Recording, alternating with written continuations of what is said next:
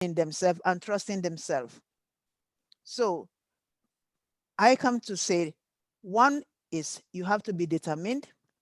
Two, you have to believe in yourself. Three, you have to trust yourself. Four, you must not be a follower. Check and look at your friends.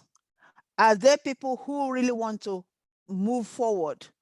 Or are these the people who are just satisfied with the little they do? Because it means even if you have an idea and a good idea and you want to nourish that, if you have a friend who is not going to move forward, you copy that person, that means your skill and your motivation and all the things that you want to achieve is going to stay in you and will never be utilized and you'll never be achieved. So be someone who is going to look forward to someone who has done something and achieved, and this is the person you want to copy. I like to talk back. I normally would never talk anything without bringing my father. I'm one of 7. I know 7, and that's 5 brothers and 2 girls. And my father is the one that believed in gender equality in those days. That is right back in the very early 50s or late 40s. And if he can believe in that, then it means that there is future for women. That the future for women is that kitchen is not your place. You have to live an equal life. An equal life means where when the man is working, you are working. The man is studying, you are studying.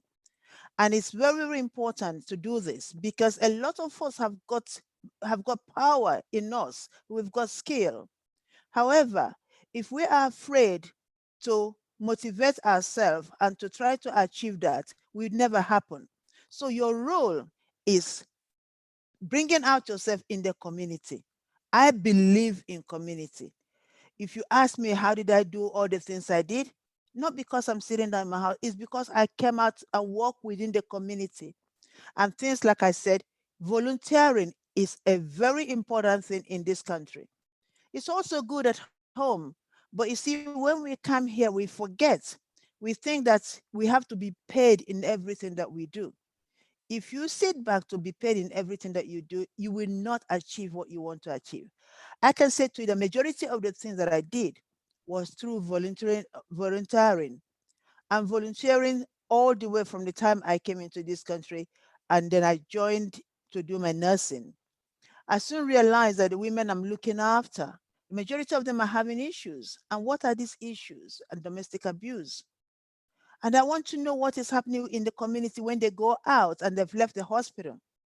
Then I realized that there are organizations, Women Enfield Women Aid, that actually these organizations are the ones that these women run to, that you have to find a safe place for them. Then I join them. And I join them and I become not only active, but vocal. And become vocal at work. And I'm able to give an empathy within myself so that the women can talk to me. And when they talk to me, I'm able to advise them, and I take their case to my manager and say, this is the case that is here, and we want to see what we can do about it. This is years and years ago, and I've grew up with it. And even as I retired from midwifery, it didn't stop me, because there I can see that a lot of women who have ability, who have motivation to do things, who have skills, who have, academically they want to achieve, they want to move up. They have been suppressed by a bad relationship. And unfortunately, this bad relationship within our own culture, women, are coming from our own people, especially, I can say to you, I'm very sorry to say, but especially our Nigerians. But the women, they are so scared. And another thing is that they don't want to speak. Reason is because they don't want to be ostracized by the community that they belong to. Hence, they suffer in silence. And I said to you, at this moment we have almost like 2 women die every day due to domestic abuse. And the third of women globally suffer abuse one way or the other throughout their lifetime. So when you look at it, I continue to do that. And that gave me the opportunity to be able to help others, to be able to make my mark in the community. And again, no other things. When I studied, people might say, how did I get my law degree with the 4 children? Yes, my youngest was only 18 months when my husband died. I was left with 4 children, aged 18 months, 5-year-old, 12, 9-year-old, and 12 years old. I didn't sit back. I had to get myself together. There is a saying back home which says that God does not give you the cross that you cannot carry. So I found it as a cross, and I said to myself, is the cross that is being given to me, and those children were given to me by the Almighty Father. I cannot neglect them. I have to do the things that a husband and a wife have to do. And that is where you become determined and you trust yourself. That's determination, trusting yourself. And you say to yourself, I've got the ability to achieve. I can do it. And when I talk, I always say, when Obama said, yes, we can, I've already said it long before Obama came into office. I say, yes, I can. Because I do believe that if those 4 children are given to me, God will give me the thinking faculty, the time, the kindness, the awareness, and also the friends, trusted friends that are going to help me when I find myself in difficulty. Because no matter what you do, no man is an island. There is always people that is going to be around you who you can always call upon, because those are the ones that will help you to achieve, and you never forget them. Because I never forget my friends who have helped me to achieve by caring and helping me to look after the children. And with this, I was able to make sure that not only that I studied and get my law degree and working full time, I also make sure that the children also maintain, their schoolwork and help them with their homework. Hence, I become their role model. So I can say to you, first of all, I'm a role model to my children, because they sit back and see mommy. Mommy's is a professional. Got her midwifery certificate as well as general nursing certificate. Yet she's gone to university. She wants to study. So what about us? So I was a role model to my children, and then a role model to the young people, especially young single parents, because I find myself as a single mother. Because it's not only when you are divorced or when you decide to have your children yourself, and look after yourself, or when, because you're widowed, that is the only time you say you're single. As long as you're on yourself, it didn't matter how you become single, looking after the children, you are a single mother. Because you are bringing the children alone. So I identify a lot with the single mother, and I think they identify with me because they want to know, how is it that you're bringing up 4 children and you're able to do these things? And what I said to them, if you don't believe in yourself, you will never do. If you don't trust yourself, you never do. And if you're not determined, you never do. And time management is important, and discipline is important. So all these things you've got to do, that is going to help you to achieve what you want to achieve. Don't say to me, there are challenges as you go along. And those challenges, try not to think about the challenges. I always say to myself, we talk about racism. Racism is there, but I do not want racism to be on my way. I see what I want to pursue it. I went into nursing, not because I wanted nursing, but because my dad wants me to be a nurse. I achieved that. But what is it I really want for myself? I wanted to be a lawyer. And then, hence, number one, I started with, trying to do what my dad, they did to me, like, this is what you're going to study. And I thought, over here, my children, I said to my daughter, you're going to study law because that's what I want you to do. But it doesn't work that way. So it was quite different from the way I was brought up. I listened to my parents, I agree with my parents, and I did that. Over here, it's not the same. However, you need to guide them. I guided my children. Yes, my daughter studied law, but she didn't go into that. She went into corporate. And I still feel that I haven't achieved that. That is why I went to do and study law. But when I say my motto, I always say that nursing is my profession, but empowering women is my mission. And empowering them and say to them, you are not alone. You can do whatever you want to do. There is a massive space for every single person. But the main thing is the way you carry yourself.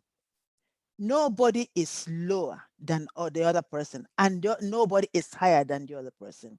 It's just a matter of you being able to actually get out within you. There is a niche. There is something that God has created you with that is going to make you to achieve. And only when that thing, that you are able to get that out of your system, that is when you start to feel, oh yes, I'm doing things. We all cannot be academicians. That is why we've got, things like, skills. And in this country, you are given the opportunity while you're in school, they watch you and say, are you good in skills? And then see what type of skill job that you can learn. Or are you academically, inclined? Then see how far you can go. And this is why the opportunity is so open for everybody here. So I like to say to every single mother, every single woman, and every single girls, we got to give the girls opportunity. We keep talking about poverty in our country, in the developing world. There is no poverty in developing world. We are the creators of that poverty. Think about it. If we give every single person opportunity to study, opportunity to learn, not just the boys, everybody, including girls. When you've got educated people, they're able to nourish and find out their skill, and they're able to help in the welfare of the world, and also in their community, and then in their home. When it's only the man working, the women are behind, poverty will continue. So we need to give opportunity for the girls to go to school. They're marrying them off, arranged marriages and so forth. It's not going to help. What it is that it continues to damage the country, and it continues to set back everybody. And if you look at it, where the woman is given the opportunity to study and to excel, they are always better when it comes to looking after a country. If you look at the countries that did very well during this COVID, that's the countries like New Zealand, Germany. They are headed by women. They are the one that did very well. It's about 7 countries that did very well. They are headed by women. They did very well. Because I think we've got this maternal instinct that when something is happening, you need to tackle it straight away. You don't need to delay. There was a delay in this country. There was a delay in America. Hence, we have so many deaths. But where you get, you kind of cut it at the niche just before before anything gets worse. It seems to be, definitely get better. So if we can give our girls the opportunity to study, the opportunity to excel, we can achieve everything. And look back, like in India, look at Marala, that was nearly dead. Look at where she is. She even went to Oxford, and yet, if that life was taken out of her when she was shot by the terrorists, she wouldn't be here. But look how this girl has shown what it is to be allowed to be educated. Now she's all over every whole world talking about girl child, talking about education for girls, talking about education for women, giving women the opportunity to be in a place where they can excel. Like a corporate board, in the board, we haven't got women in things like in the corporate world. When you go to the boardroom, how many women have we got there? And then talk about salaries. Women and men do the same job, and yet women are paid 24% lower than the men. Why should this happen? Why is it happening? Does it mean that we're not good at our job? We are actually best. Look at Uganda. Do you know that Uganda, 64% of Ugandan in the legislature are women? No wonder it's going so well. It's going very, very well, and wish we can give us opportunity. Unfortunately, this type of things will never happen, doesn't seem to be happening, have a chance in Nigeria, because in Nigeria, we've got 36 states. Out of the 36 states, how many female governors have we got? Absolutely zero. We don't have any female governors. And yet, when the opportunity is given, we excel. We've got Ngozi Iwala. Now everybody is saying Ngozi, Ngozi, Ngozi. But it's because she studied outside. The outside recognized, they recognize her ability. In Nigeria, I wish we could recognize the ability of our women there. We've got lots and lots of women there that's got the ability.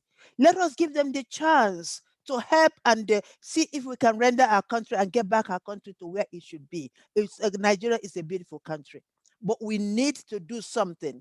And to do something means giving the opportunity for both female and male to work together to bring our country in a better level. We are too smart to be rendered useless as we are now. Sometimes we don't know whether we are going or coming. I'm a proud Nigerian, and I continue to be a proud Nigerian. But I would beg that opportunity is given to those who qualifies for it. I'm not thinking about doing anything in Nigeria because I'm too old for that now, but I would like those that are growing and coming up, those who want to succeed, and those who know that they're going to succeed, to be given the opportunity to help, to be given opportunity in places where there are high-powered jobs. Women can do it, and we can do all over the world. And now we are beginning to see it. We're going to begin to see, Kamala Harris, she's from ethnic minority. She is there. And then there are many of them, because I don't want to start calling names and miss any. But there are many of them. And I want our own Nigerian to, wherever you are, please wake up, sit up. If you are in this country, you have even got more opportunity to excel. And our young people, both girls and boys, let us get our men to be our ally, because I know there are many men that wants the women to succeed. So those ones that are our ally, please speak to those who think that our place are in the kitchen, so that we can also work together to make the world a better place, especially Nigeria, which is our country. And I like to take this opportunity because it says, it's always good to kill a bird with two birds with one stone. As you know, census is coming up, and census on the 21st of March. When you fill up your forms, please don't forget to fill your language, because that is the only way that we can be recognized, because there are many, many Nigerians in this country, but yet when they come to census, it is, instead of reading 2 million, we are reading 500. That means when they are deciding how to divide the resource, we're not going to future. So if you speak Yoruba or you speak Igbo, Hausa, Efik, or so forth, let it be your first language when you're asked in the question. And then what follows next? They need to ask you, do you speak English? Are you good at, are you very good at speaking English? You said yes. Then because now you have ticked the two. But if you tick English first, that means you have no other opportunity to put your own language. So it's very, very important. And make sure Nigerians, because others, I tell you what, even the Sikh, which is their religion, are putting Sikh as their language. So, and they are talking to one another. They are going to make it. In the next 10 years, they will be there. So I want in the next 10 years, let us, all our languages be there. We have even done a clips on Pidgin English, because Pidgin English is what actually brings almost the whole of Africans together. So we've done also that. So please, I'm begging you, it's very, very important to put our language, it comes first before English language. Sorry if I've taken up your Thank you time. very much. Thank Politicians you always very like to much. talk. Thank you so much. Let's use the reactions button to clap, or unmute to clap. You've done very well. Thank you so much for your talk this evening. It was very encouraging, very inspiring. Especially, there's some points that you spoke about, and yes, we can do it. And I was listening to another women's conference this morning with the charity trust within Buckinghamshire, and you will be surprised that that is one of the factors that prevents women from reaching higher levels, attaining higher levels. It's their self-belief, it's what they believe, their self-value that they put on themselves. But it is very encouraging that in spite of it all, you saw it as your cross. And you know what? You didn't allow it to deter you. You didn't allow it to prevent you from achieving those goals. So thank you very much, Kate and Ole, once again. Thank you so much. I would like to take this opportunity to now welcome our next speaker. If you can please unmute yourself. We've got Mrs. Perfect. Bunmi Lawson. I'll just add you to the spotlight. But before you go ahead, I would just like to introduce and welcome you, if that's okay. Bear me 1 second. Thank you. So I'd like to take this opportunity to welcome Ms. Bunmi Lawson. She is the Pioneer Managing Director, Chief Executive Officer of EDFIN, Microfinance Bank Limited. EDFIN prides itself as the first specialized education microfinance bank with unique and well-reached products and services tailored to cater for the needs of its customers and the education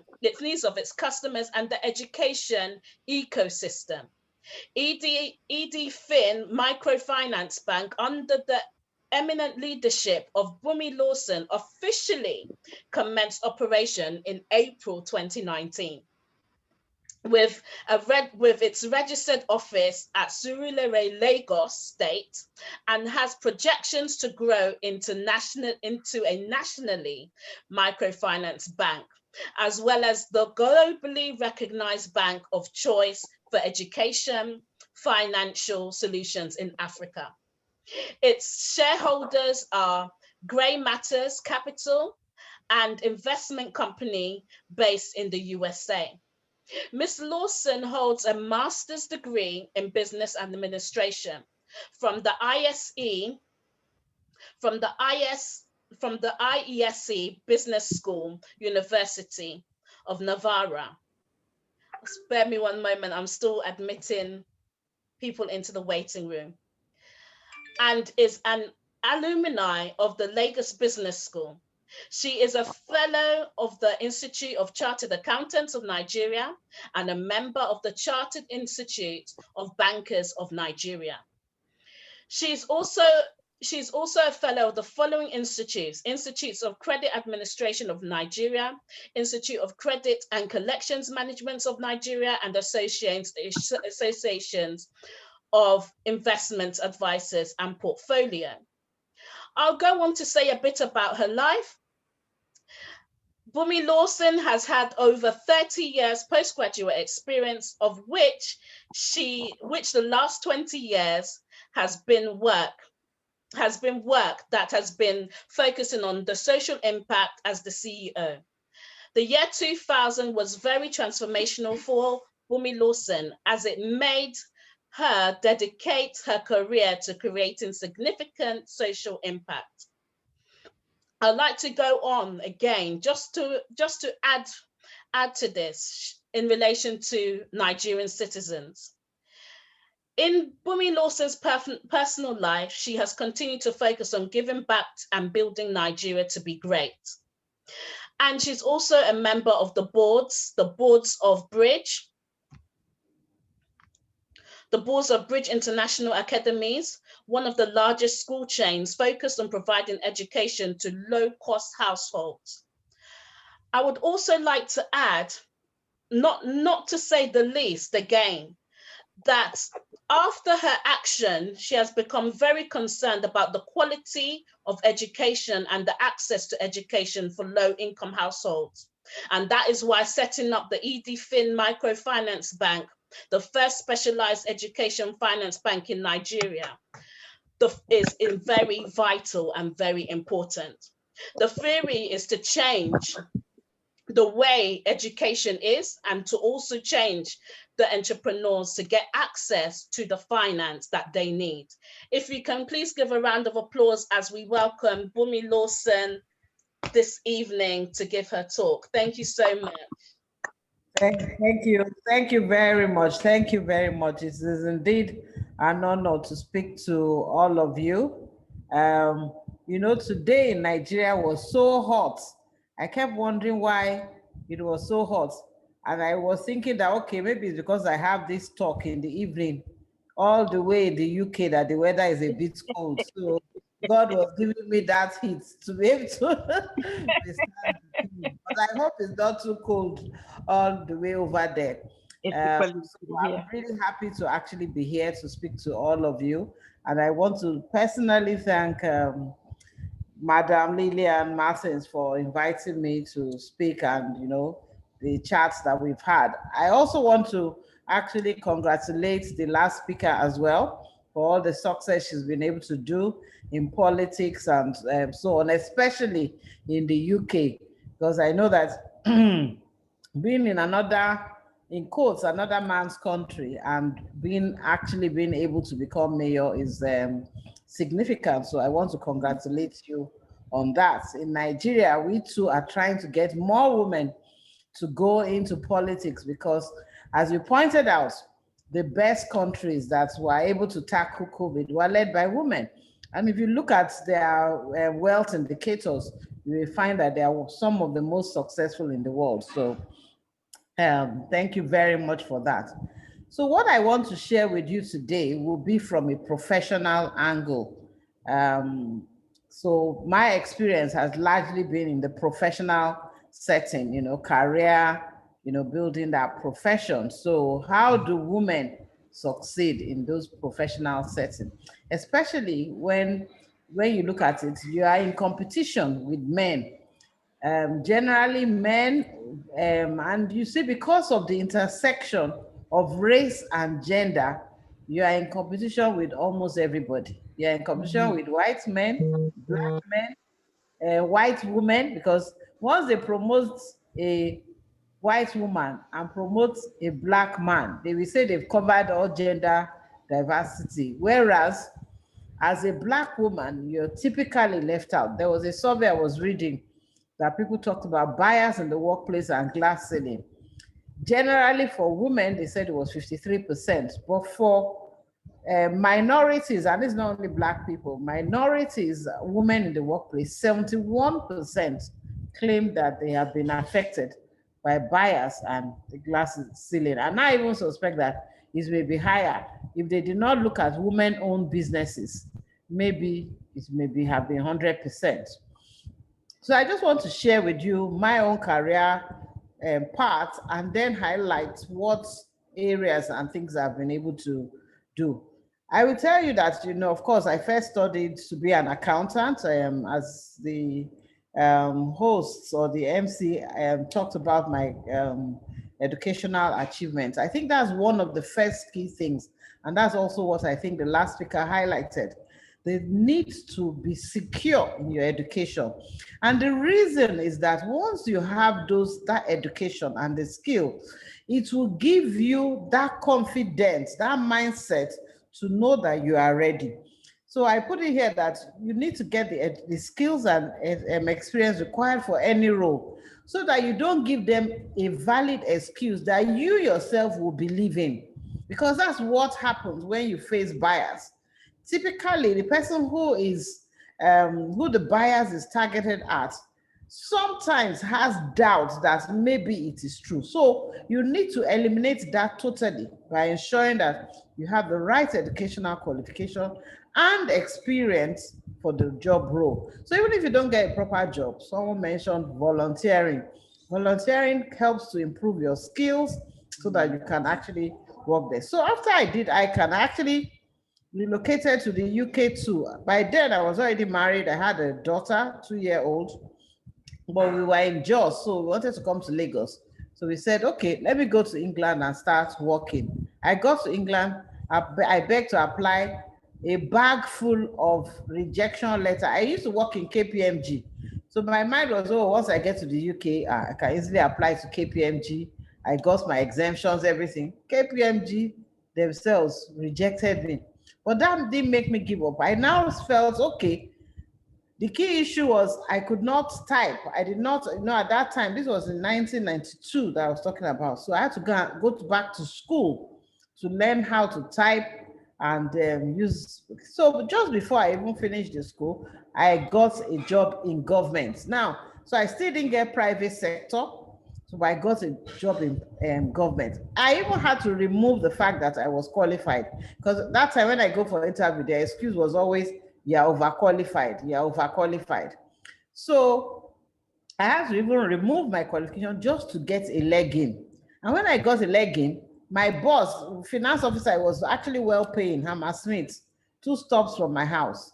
So, but when I got the job there, my boss was not even qualified. She only had a diploma in accounting. She didn't know how to do budgeting, everything. I was the one doing all of this work. So then there became a vacancy for her own boss.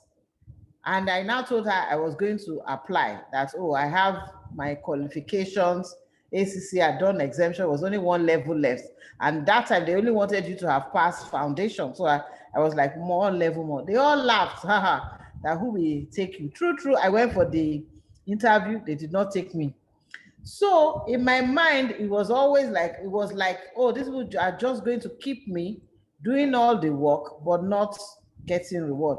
So I am glad at that time that I actually had the option of coming back to Nigeria.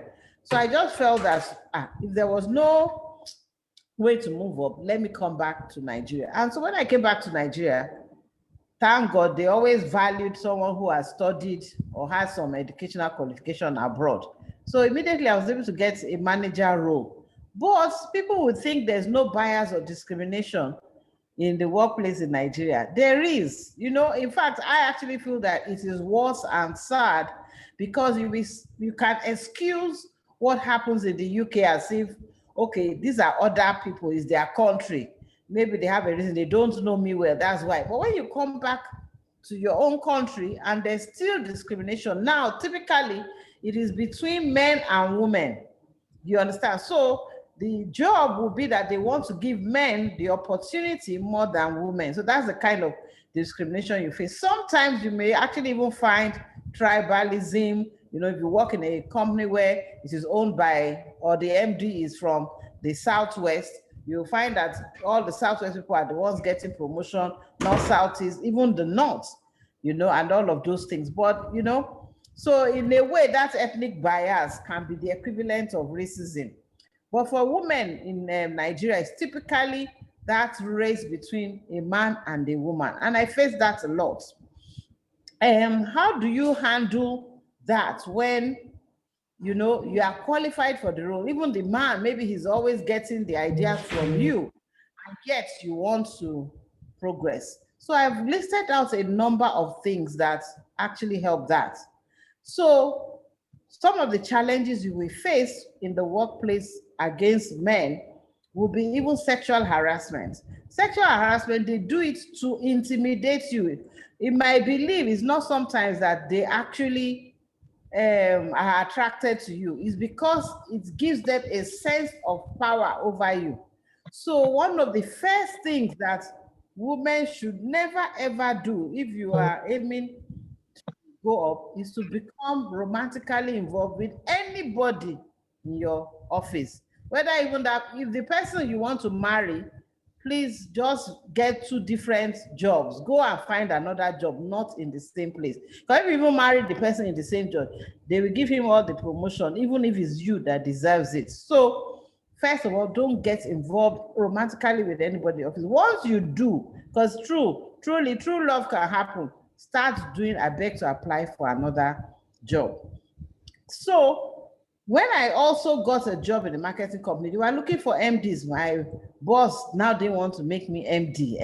You are married, you have children, and so on and so forth. So the very first thing too, for women, you cannot disregard the home front, but you must have a support network. I will say I thank God for my mother then, but also you have to have a supportive partner, a partner who doesn't also see that what you are trying to do is in competition with him. Then your social network, have a reliable housemaid that will help your children. Thank God today for technology. I always wish that when I see all the technology today, I wish I had it when I was younger. You know, the issue of WhatsApp, video conferencing, you can see what's happening in your house. Now I have cameras in my house, in my office. I can see what's still going on. Calendar, because you are multitasking. All those calendar, the technology, that support network, have a solid support network. Friends who you can call on to help or assist. You understand? So those are the things. Your supportive partner and the network is important, because I tell people women do 3 jobs where the man is doing only 1.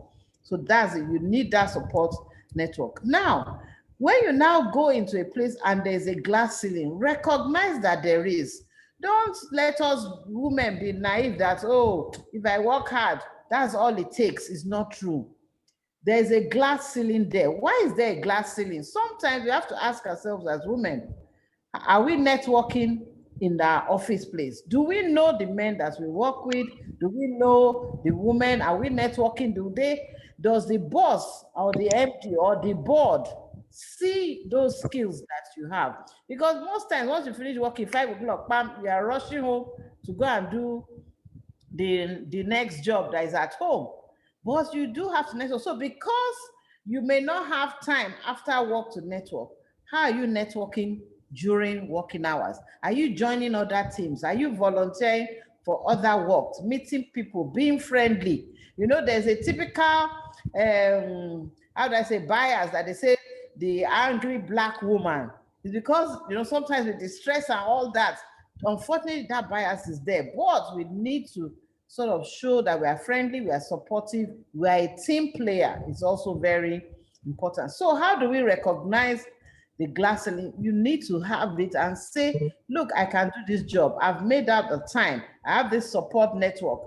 These are the examples of things I'm doing. And I will tell you that it's true. One of the key things I face is that need to always excel far beyond the man. So if a man in the office is doing one job, it's almost as if you have to do twice as much so that they can actually see what you are doing. So it is not easy. Then make your voice heard. Some of the things I feel that women do is they let the men talk. Of course, we shouldn't get into a fighting phase, but your voice has to be heard. If you are in meetings, try it from now on. If it's not a meeting of all women, and women, you're having a conference, you will find that all the questions will be men that will putting up their hands. They will start saying, okay, let us allow one woman. Okay, one woman. No, put up your hand, let us talk, so that they can see that we have that intelligence. We are both. Because take it, if you want to lead as an MD, you can't be quiet in a meeting. You understand? So those are some of the things that they are also looking at. So anytime you want to go for a meeting or a conference or so, be prepared. I always tell my staff, in fact, I learned this from someone who was actually my junior. She studied in Harvard. When I came back, I was working in Faith Foundation. I think she was maybe 26. She hadn't even married then. I had already had 2 or 3 children. She was the one who taught me that thing, that you go into a room, you ask questions, not because maybe you didn't even understand what they're saying, but because when you first stand up, you will say, I am Bunmi Lawson. I am from EDFIN Microfinance Bank. The entire room has heard you. Then you will ask an intelligent question and everybody will remember you. So let us make our voice heard. There is no shame in talking out. And when if people now say she's too aggressive, she's too loud, there was one poster that was going around today. If they say you are aggressive, continue to be assertive. If they say you are too loud, continue to speak out. Don't let those things now make us who we are not, because they are saying those things because they don't want you to advance. Then when you see opportunities, get it. If you work in a place and upon all the efforts, you are networking, you've got your education, you've got the skills, you are still not moving up, how do you create opportunities that showcase who you are? And I will tell you, a lot of successful women, what they've done may be to actually leave that organization and create their own business, which is what I did eventually. So that's why I've run the bank, I've set up 2 or 3 businesses. And one of the things I always say when I try to set up business is to look for a business that customers will be begging you for your products, not that you have to go and beg them. There was a time with some partners, we set up this HR consulting firm. It was what taught me this great lesson. That HR consulting, you go to companies, be begging them, let me do training. They need that training, but you'll be begging, the work you will do on proposal. So I told myself, no. Thank God I was an accountant. I said, I'm going to be a banker. Everybody begs you for money. So I tell I became a banker. It's me that will be telling you, no, I'm not giving you. Yes, I will give you. So try and do businesses that people truly want. There's a high demand. That way you end up being more successful. And that support network is not only people who help you with your housework, but even in business. As the last speaker said, follow people with like minds. Don't go with people that say, what's it self? Is it only you? Do you know people who like to pull you down? No, join professional associations. And I will also advise, especially for those in the UK, one of the things I noticed when I was in the UK, because even then I was working with one other Jamaican lady in that Hammersmith and Fulham Council as a finance officer then. She never used to mix with the whites. So in a way, it was reverse racism. So let us actually join associations where it is mixed. Don't let it only be Black association, Nigeria. Those are useful, don't get me wrong, but don't let it be the only one. So let's say, for instance, now you are doing accountancy, in my own example. I shouldn't only be as a member of the African Society of Accountants. I should join the General Accounting Association as well, so that everybody sees you, they get to know you, the networking is also very important. And I'm sure that even in politics, those things will be very important. So that is one of the key things. Now, when you face bias that is really in your face, tackle it. Let's not be quiet about bias in the workplace. We need to call it out. And that's why, a lot of people talk about the Me Too movement, when people are calling out sexual harassment. Bias too, I feel we need to get to a point where we are calling out bias against women. We need to, so that we can deal with this. If you look at somebody who they promoted and the person doesn't have the qualification as you, doesn't have the experience, you should be able to say why. What is the basis, and petition, all those things, especially in the UK. In Nigeria, I will tell you, it is tougher to do that. But if you highlight all those things, that it makes it so obvious that you are the best, you will find that you actually do get those opportunities. And in recent times, we've seen a lot of women actually break out of this mold. There was a video that was passing around recently where I was part of those who actually did. All the women who have been able to be on top, from the chairman of First Bank, chairman of Guarantee Trust Bank, chairman of Access Bank, all of these people are women. We talked about Ngozi Okonjo-Iweala, Obieze Ekwesili, first vice chancellor, Unibe. So many women are now breaking this mold. And it's because if you look at those women, they are speaking out, they are taking advantage of opportunities, they are not being cowered by society. So it is because also they have a solid foundation educationally and so on. Then I would say, look for a mentor. Look for a mentor. So yes, you have your friends, but also look for women who have been able to achieve where you want to go, so that you can learn from them. So I had a lot of mentors. When I left Faith Foundation, they made me MD of Action. That was about 15 years ago. I had never worked in a bank before. Then suddenly just make me MD of that bank. And it's because they didn't want a banker. They actually wanted, it was some Americans who came in. So what I did was to go and look for a woman too, who was CEO and had not come from a banking background, but had been very successful in setting up this bank. It was called Kakawa Discount House then, Bola Adeshola. She was saying, as we the same age, I said, well, you have more experience in this area than me. So there are women, people always say, oh, women don't like to help women. Me, I haven't found that. Once you ask, you will receive. So you ask, you become a mentor. So most times when I had any challenge or something I didn't know, I was able to call on her and so on and so on. So have a mentor. Then your attackers are going to come from different backgrounds. In fact, the most painful attacker you will find are who? Other women like you. Other women like you.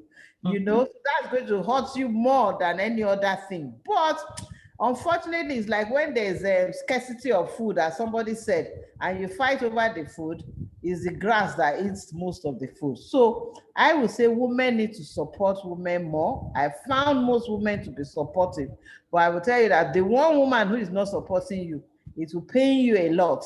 So let's try to make sure that, but it is your mindset that makes you come up with solutions.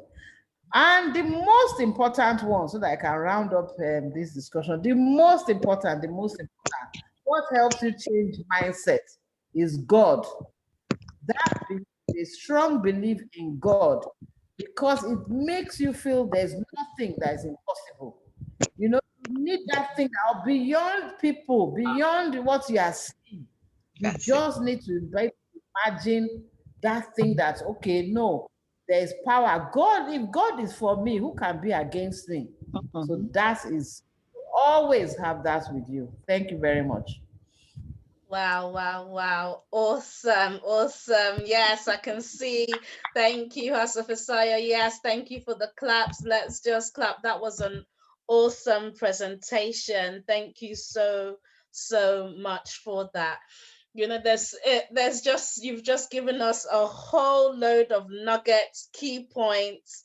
It has just been, it's like I should just have my notebook and just be taking all those tips down. I'm just glad that it's recorded and I can go back and listen to it, because yes, it is something. You know, one of the things that you said was get a mentor. You know, that is one thing that is so underestimated, but it is vital.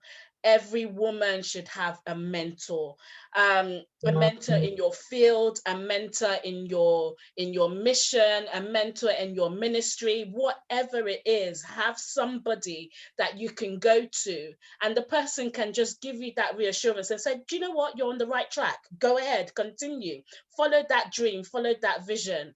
And you know, seeing all the other one that I would say again is in relation to speaking out. You know, a lot of the times we shy away from that, but just speak out, introduce yourself, ask your questions, challenge things. You know, when we are in those meetings, in those boardrooms, or wherever we find ourselves, you know, speak out, use that opportunity. Remember today, remember what Bunmi Lawson has advised us to do. Hi, I'm Councillor Victoria, and go ahead and say what you need to say. They will remember you. So thank you so much. It's been a pleasure having you with us speak this evening. Please, we do hope you can stay and join us throughout the rest of the conference, as we will be doing questions and answers. Thank you so much. Thank you. Thank you. Right, that was awesome. That was awesome. Without further ado, I'd like to take this opportunity to invite our third guest speaker to join us. Pastor Fisayo, if you would like to unmute yourself, I'll just add you to the spotlight now. And before I go ahead, and before you go ahead to speak, if you just don't mind me just giving you just giving a brief introduction. I've got Pastor Fisayo with me here today, of Christian United Ministry International. She is a missionary, a mother of many nations, a coach, a counselor, and a teacher. She's also a mentor and a conference speaker. Now, I have been privileged, I would say privileged, to actually listen and hear Pastor Fisayo give a talk, minister, speak to women. You can tell and you can see that it is her passion indeed. So without further ado, if we can please just clap, if we can please just welcome Pastor Fisayo to talk to us this evening. Thank you so much. You're welcome. Thank you so much, and happy Women's Day. Thank you for inviting me. And I want to thank those who have gone ahead of me, Mrs. Lawson, and the other mommy that has gone ahead of me, and Kate. Tanoi. God bless you. Really good, Mas. And thank you, Mommy Lily, for inviting me for this conference. And today I'm told to speak on women achieving equal future. In fact, Mommy Lawson there has done a lot for us, the mommy that has spoken earlier. So today, because my time is limited, just want to encourage us as women, amen, encourage us as women that yes, we can achieve equal future. A woman is a man with a womb and a breast.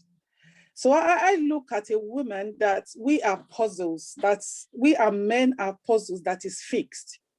You know, men cannot have breast, so you have breast, so you are fixed.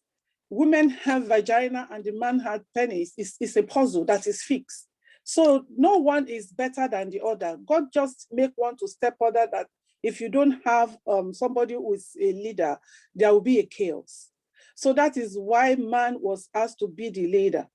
So women are not subordinates. Women are equal, but one has to be the head and the other one has to. So, but that doesn't make us a person that could not achieve. We are both achievers and we are both have equal intellect, if I could say that. So women has to arise and step up and take the equal, achieve equally as men. So by my definition, a woman is a fully functional human being who is capable to do anything a counterpart men can do. That is who we are. We can do anything that a man put himself forward to do, a woman can do it. We all know, even with extra, like Mommy Lawson said earlier, that if a woman wants to achieve, you have to work twice, more than men do, for you to be recognized. So we are able to work twice. So we have capacity to do more, and more in the home and more even in our chosen profession. So yes, we can do it. Amen. So therefore, women should rise up and not see themselves as second-class citizens at all, which has been highlighted earlier. We are highly intelligent. There is no field that we can't operate. In when it was World War I, when men left for battle, it was women running countries. Women were the ones that stepped up. They were the lawyers, they were the doctors, they were the nurses, they were the bus drivers. Some of them actually gone to the battlefield. So the roles that men left behind, women picked it up and they were running the country. Alongside running the home, they were running the country in the absence of men. That is to show to you that there's nothing women cannot do. So why are we now shying back and thinking we can't do it, we can't put ourselves forward? We should always put ourselves forward because there's nothing we cannot do. So women are in manufacturing, agricultural, nurses, doctor, ambulance driver, and in rare cases, they're in the battlefield. There are women in World War II that were flying as far back as then. They were flying even plane. So they put themselves forward to do it. So if I am going backward to let you know that if these women in the past can step up and do all these things that men are doing, what about now, we now that things have advanced, that we are still moving backward? We should actually be moving forward and taking territories, taking roles and stepping up. That is what I want us to see tonight. Because in 1784, there's this woman called Mary Elizabeth. She was the first one to fly hot air balloon. This is 1784. She put herself forward. This is the age that women were not seen. Women were not heard. But this woman put herself forward. In 1910, Remy de Leclerc of France becomes the first woman to earn pilot's license. This is, I'm talking of 1910. So women have always been coming forward to let them know that what a man can do, I can equally do the same thing. So I want us to arise and have an equal future. with men and achieve better, and let men see you and I that we can do it. And we can see so many examples today that women are rising up and doing things, but we are underrepresented. We are not putting ourselves forward to do things, like our mother actually said. In 1930, Amy Johnson, first woman to fly from England to Australia. 1930. This woman flew the plane from England to Australia. I'm talking about 1930. How about today? That things have moved on, things have gotten better. We have internet. We have word as one word that information is at your fingertips. So we should arise and just go forward and move forward. I'm going backward to let you see that if these women were able to do great things, what about we in this century? 4th century Onomani, she led people in migration to a new land and conquered the local inhabitants. Warriors, great warriors. What about Cleopatra, who led a rebellion against Ptolemy in 131 BC? And she won. So I want us to see all these people, the daughters of Zelophehad. I have to go to the Bible. I'm a pastor. In Number chapter 27, 1-7. The daughters of Zelophehad. In those days in Israel, women do not have land. They're not allowed. But these girls, because there were 5 girls born by their father, they don't have male. And they were apportioning land to every tribe. And because they were girls, they were not going to apportion land for their father. And these ladies got up, 5 ladies, they got up and they asked. And they said, we need a land. And Moses asked to go to God. Moses said, what should I say to these 5 ladies who asked that their fathers, that they should have a land in the name of their father? And God said to them, to Moses, give them land. If they don't ask, they don't get it. Like Mommy Lawson said, if you don't ask, you don't get. If they have kept their mouth mute, if they have silenced themselves, that is how they will be sidetracked. Their father's name will be off, and we will not even be reading about them today. But they put themselves forward, they ask that their father be given land. So we should go forward these days, arise and take territories, arise and have equal future. What about Deborah in the Bible? She's a judge. She's a judge. She's a warrior. She's a mother. She combined, even if you have one of that, it's enough to kill you. But this woman was able to judge in those times are like a president of a country. So she was running a country. She was the prophetess of a country, and she led the war with Barak.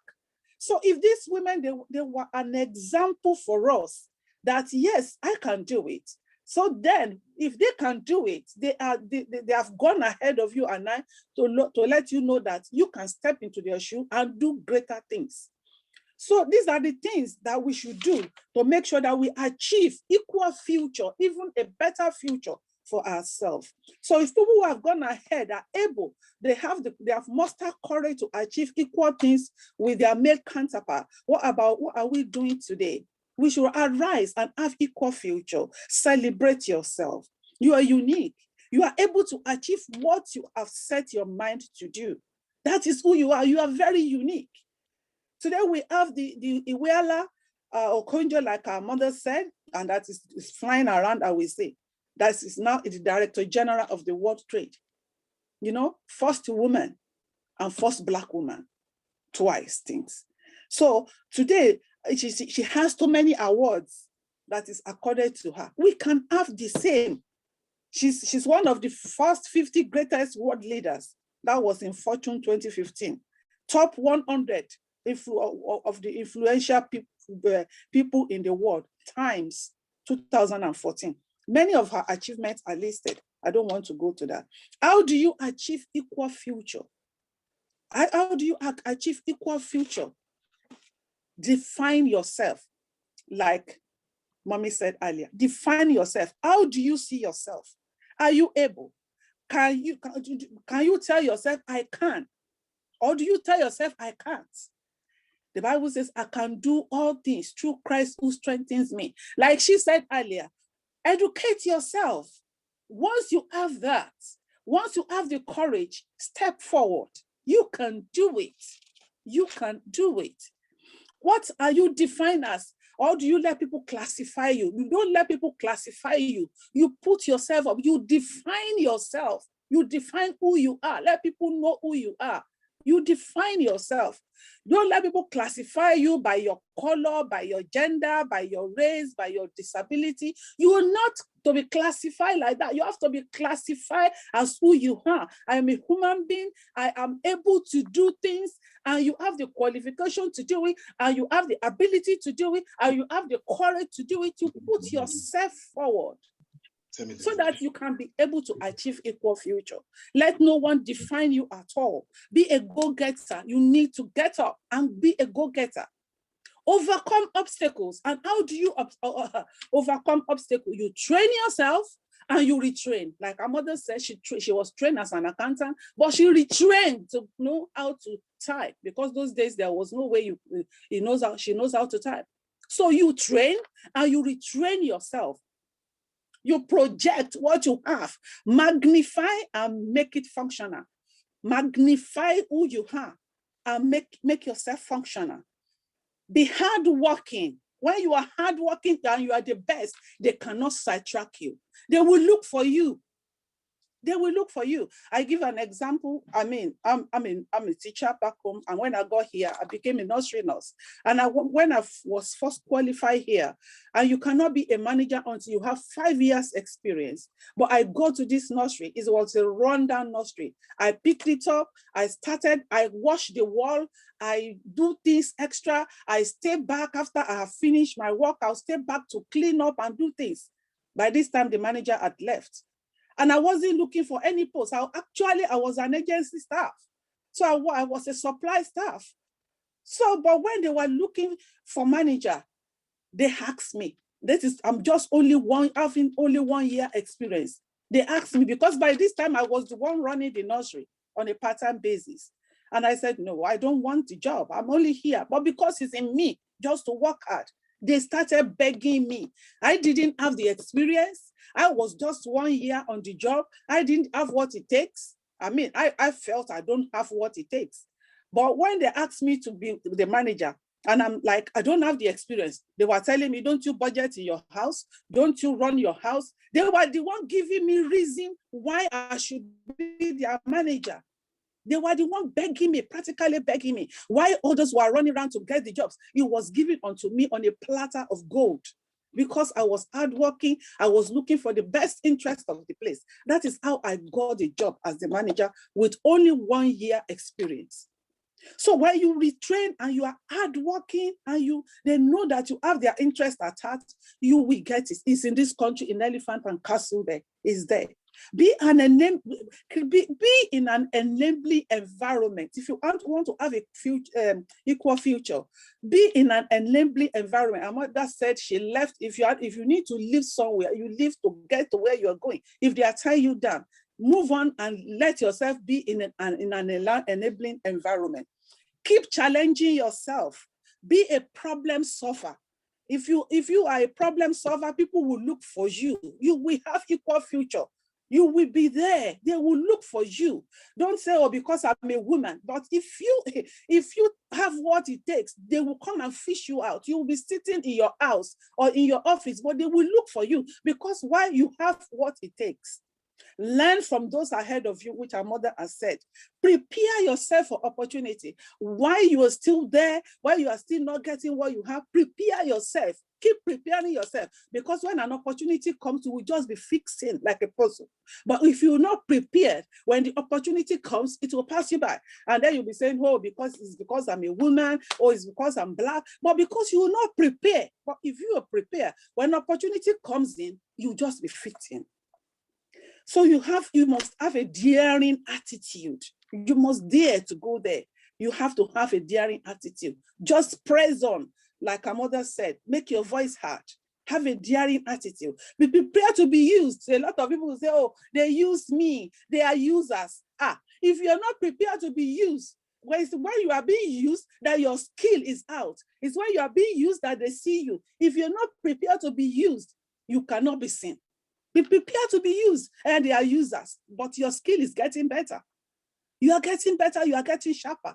So be prepared to be used. You develop muscle and skill. Be ready to go extra mile. Stay ahead. If you want to have equal future, stay ahead. Give baton to those who are behind you. If you are ahead, you are preparing other people behind you to say, okay, if she can do it, I can do it. Don't be scared to fail. If you fail, get up. Don't say, oh, I don't want to fail. Don't be scared to fail. Failure is there for you to learn from. Don't be scared.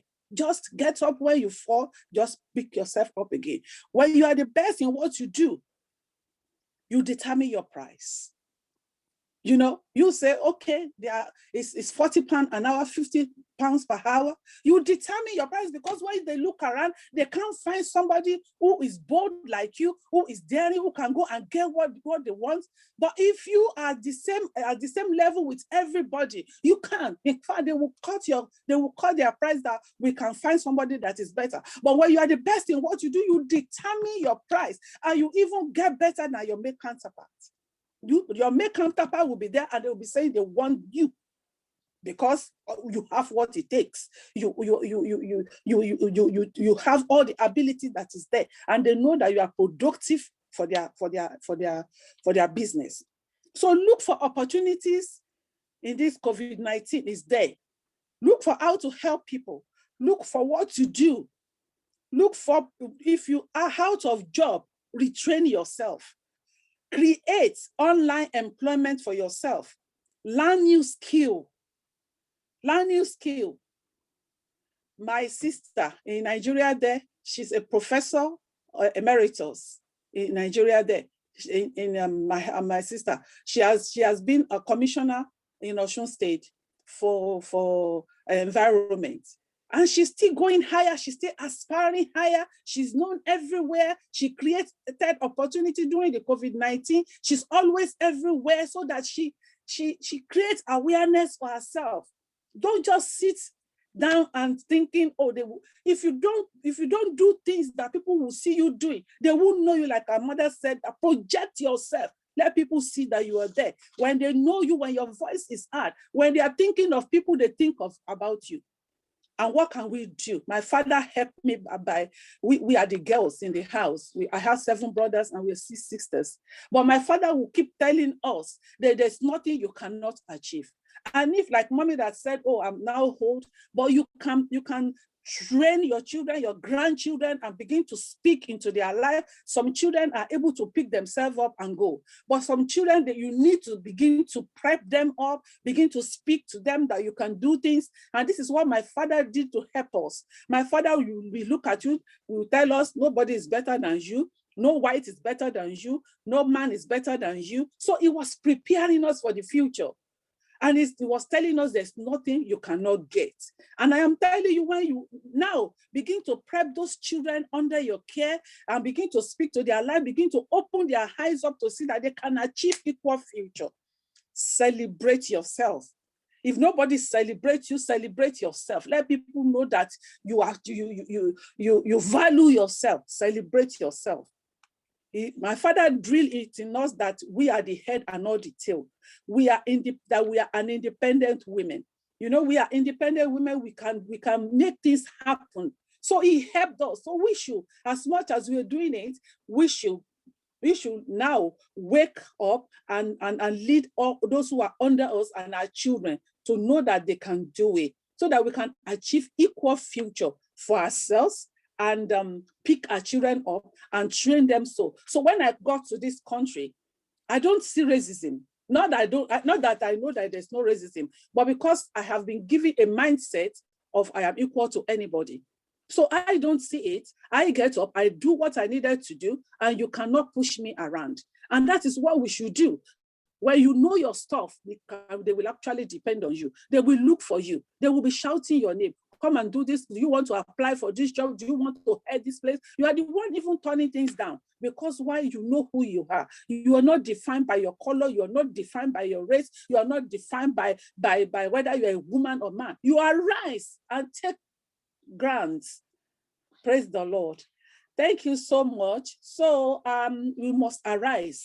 this time and take lands. We must arise and make things happen, because those who have gone ahead of us, they have achieved a lot. And we should get up and achieve as well, be an achiever, and let other people take baton from us, because we have seen others doing it. And we have taken baton from them, and let other people take baton from us and say, oh, because I have seen so much, we are gone ahead, I have seen Bunmi Lawson did it, then I can do it. So we are giving people leeway, an opportunity to say, okay, get on. Other people have gone ahead of you and you can do it. So that is my submission tonight, that yes, we can achieve equal future, recovery from COVID-19. We can do it. We can shine. We can give people opportunity to move on, and we can be there. Hallelujah. Amen. Thank you. Amen. Thank you so much, Pastor Fisayo. What did I say? Powerful. You can see the passion. Thank you so much. There's a number of things that, that you made mention of, and, it's about, again, being in the place, whatever a man can do, whatever a woman can do. And those are one of the things that prevent women at times, is that, you see color, you see gender, and those stigmas and those myths and those stereotypes that says, because you're this, you can't do this, because you're that, you can't do that. And this is clear, you've aligned it and you've related it to scripture as well, looking at women in the Bible that have like, for example, we had Deborah, who was a judge. We've had the women, that spoke out at times where women don't necessarily speak out, where it was a matter of be seen and not heard. It's a matter of, when I'm talking, you keep quiet. And, there was women that stood up and say, no, I will not be silenced. My voice will not be silenced. And, one of the things that you made mention of is, and that really touched me, I don't know if it touched anyone else, but that really touched me, is, if they could do it in 1708, what is really stopping us in this 21st century, with all the advanced technologies, with all the awareness, with all the policies that they're trying to put in place? What is really stopping us and preventing us from going out there and achieving and arising to these challenges that come about? So I want to say thank you so much, Pastor Fisayo, this evening. Thank you so much for your talk. Like I said, it is being recorded, so we can definitely watch it back and gain those points. Thank you so much for being with us this evening. Thank you. Right, it has been great. It has been awesome. We have done the first half. There's been a lot of comments. I'll go to the chat sections. I've got Lillian Martin. She said, nothing is stopping us. Juliet has said, exactly. She's also said, this is a beautiful pastor. Thank you. Oh, that's lovely. That's great to hear. I've also had Oladimeji say, excellent, God bless you richly. I've also got Prophetess Helen here, who says, embrace where they want you not. Embrace where they want you not, where you like. Just be, how prepared are you? When you fall, get up again. And that is very true. There's something that I read somewhere where it says fail, and the meaning of fail is first attempt in learning. So definitely don't see failure as something to hinder or prevent. And that's what prevents a lot of people. For example, if Einstein did not stop at the how many thousands of time, we'll not have the light bulb today. So let's be encouragers. I just want us to think of some questions, and then we're just gonna go for a short break. I'm gonna do a video break, and then we'll have our fourth guest speaker come up to give their talk. So bear me one moment, please.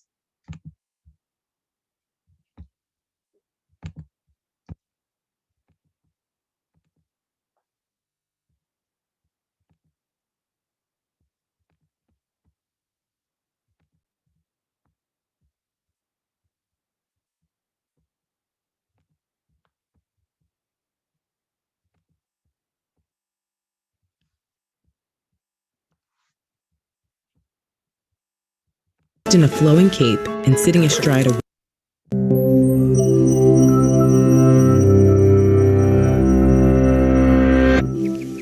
On March 3, 1913, protesters parted for the woman in white. Dressed in a flowing cape and sitting astride a white horse, the activist, Inez Milholland, was hard to miss. She was riding at the helm of the Women's Suffrage Parade, the first mass protest for a woman's right to vote on a national scale. After months of strategic planning and controversy, thousands of women gathered in Washington, D.C. Here, they called for a constitutional amendment granting them the right to vote. By 1913, women's rights activists had been campaigning for decades. As a disenfranchised group, women had no voice in the laws that affected their or anyone else's lives. However, they were struggling to secure broader support for political equality. They'd achieved no major victories since 1896, when Utah and Idaho enfranchised women. That brought the total number of states which recognized a woman's right to vote to 4. A new media-savvy spirit arrived in the form of Alice Paul. She was inspired by the British suffragettes, who went on hunger strikes and endured imprisonment in the early 1900s. Rather than conduct costly campaigns on a state-by-state basis, Paul sought the long-lasting impact of a constitutional amendment which would protect women's voting rights nationwide.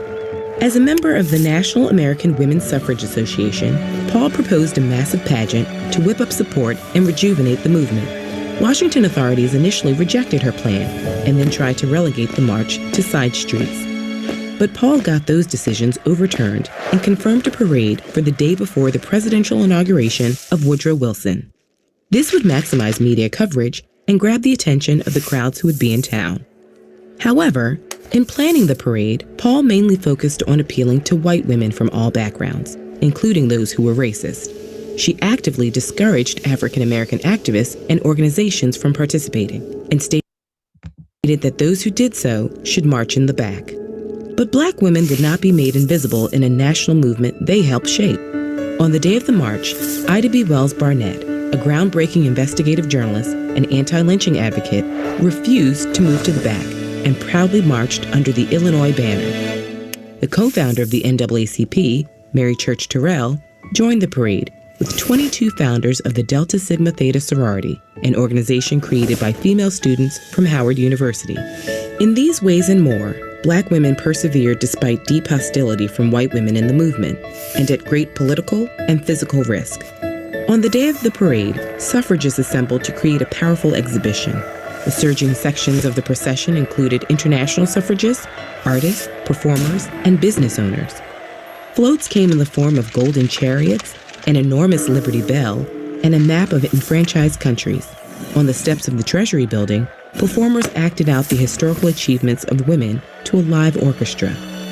The marchers carried on even as a mob blocked the route, hurling insults and spitting at women, tossing cigars, and physically assaulting participants. The police did not intervene, and in the end, over 100 women were hospitalized. Their mistreatment, widely reported throughout the country, catapulted the parade into the public eye and garnered suffragists greater sympathy. National newspapers lambasted the police, and congressional hearings investigated their actions during the parade.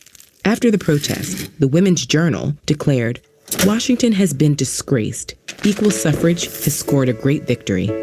In this way, the march initiated a surge of support for women's voting rights that endured in the coming years.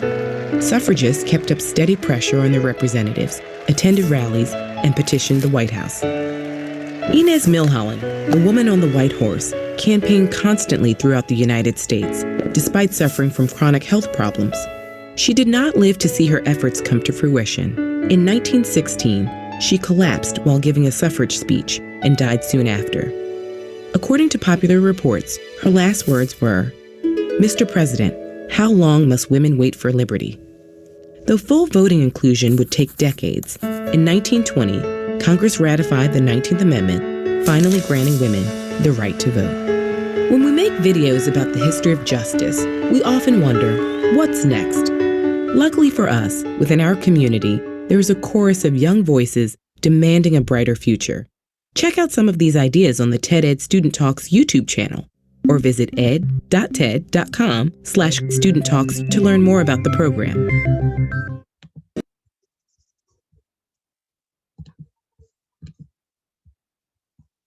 Wow. That was very insightful.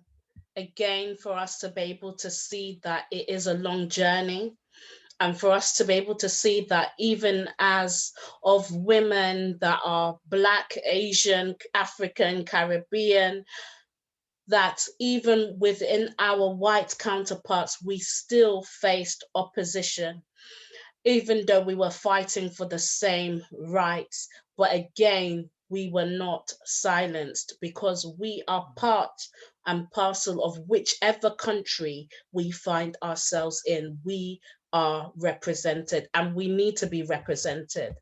So without further ado, I would like to welcome our next guest speaker. Just bear me 1 second while I... Dr. Victoria. Just trying to find you. Okay. Right.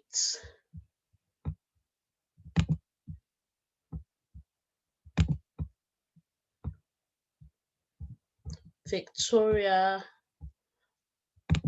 Oladimeji, if you can please unmute yourself. And I would like to welcome you.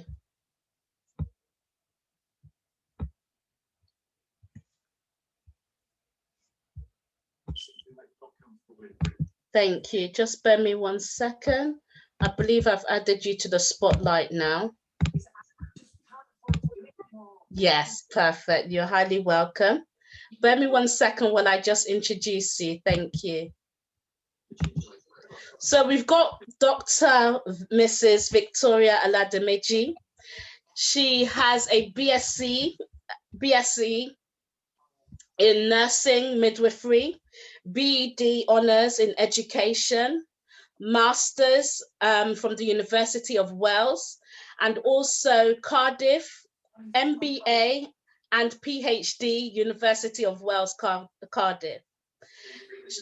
Dr. Mrs. Victoria Oladimeji is also a lecturer in public health promotion at City University, London for 20 years, training NHS nurses, medical students, and other allied health professionals. Dr. Mrs. Victoria Oladimeji is a course director, model leader for masters, bachelor's, and diploma programs, supervisor of candidates for PhD, MSc, PhD in all allied health programs, external examiner for various London universities. Extensive publications in international journals, many public health conference attendances in UK and abroad, focusing on women's health, socio-economic issues affecting women, and women empowerment.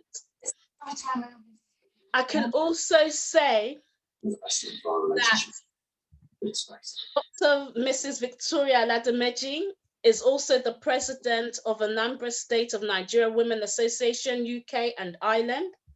She's also the national coordinator and member of Board of Trustees of BOT worldwide. And she's also a member of various Nigerian communities, organizations and groups with a focus on welfare and health, as well as promoting charitable causes. Without further ado, I would like to welcome Dr. Mrs. Victoria Oladimeji. Thank you so much for joining us this evening. Just what happens when you stop drinking yourself? Why is this happening to you now? You stopped drinking ages ago. Yeah, I know. If I can please ask you to unmute yourself, ma. Go on, you go. I'm fine, honestly. I'll request for you to unmute yourself. Bear me 1 second. Yeah. Sure, I'm fine. Hey, how are you doing anyway? When I spoke to you, she said she's a bit concerned about me. Perfect, thank you. Okay, shall I start? Yes, please go ahead. Good evening, ladies and gentlemen. Oh, rather ladies, well, the only ladies here. There's no there's no gentlemen. We've got a few gentlemen in the house. Oh, ladies and gentlemen, coming to support us. Yes, we do. My apologies. It's been an honor, really, to have been invited to speak at this conference this evening.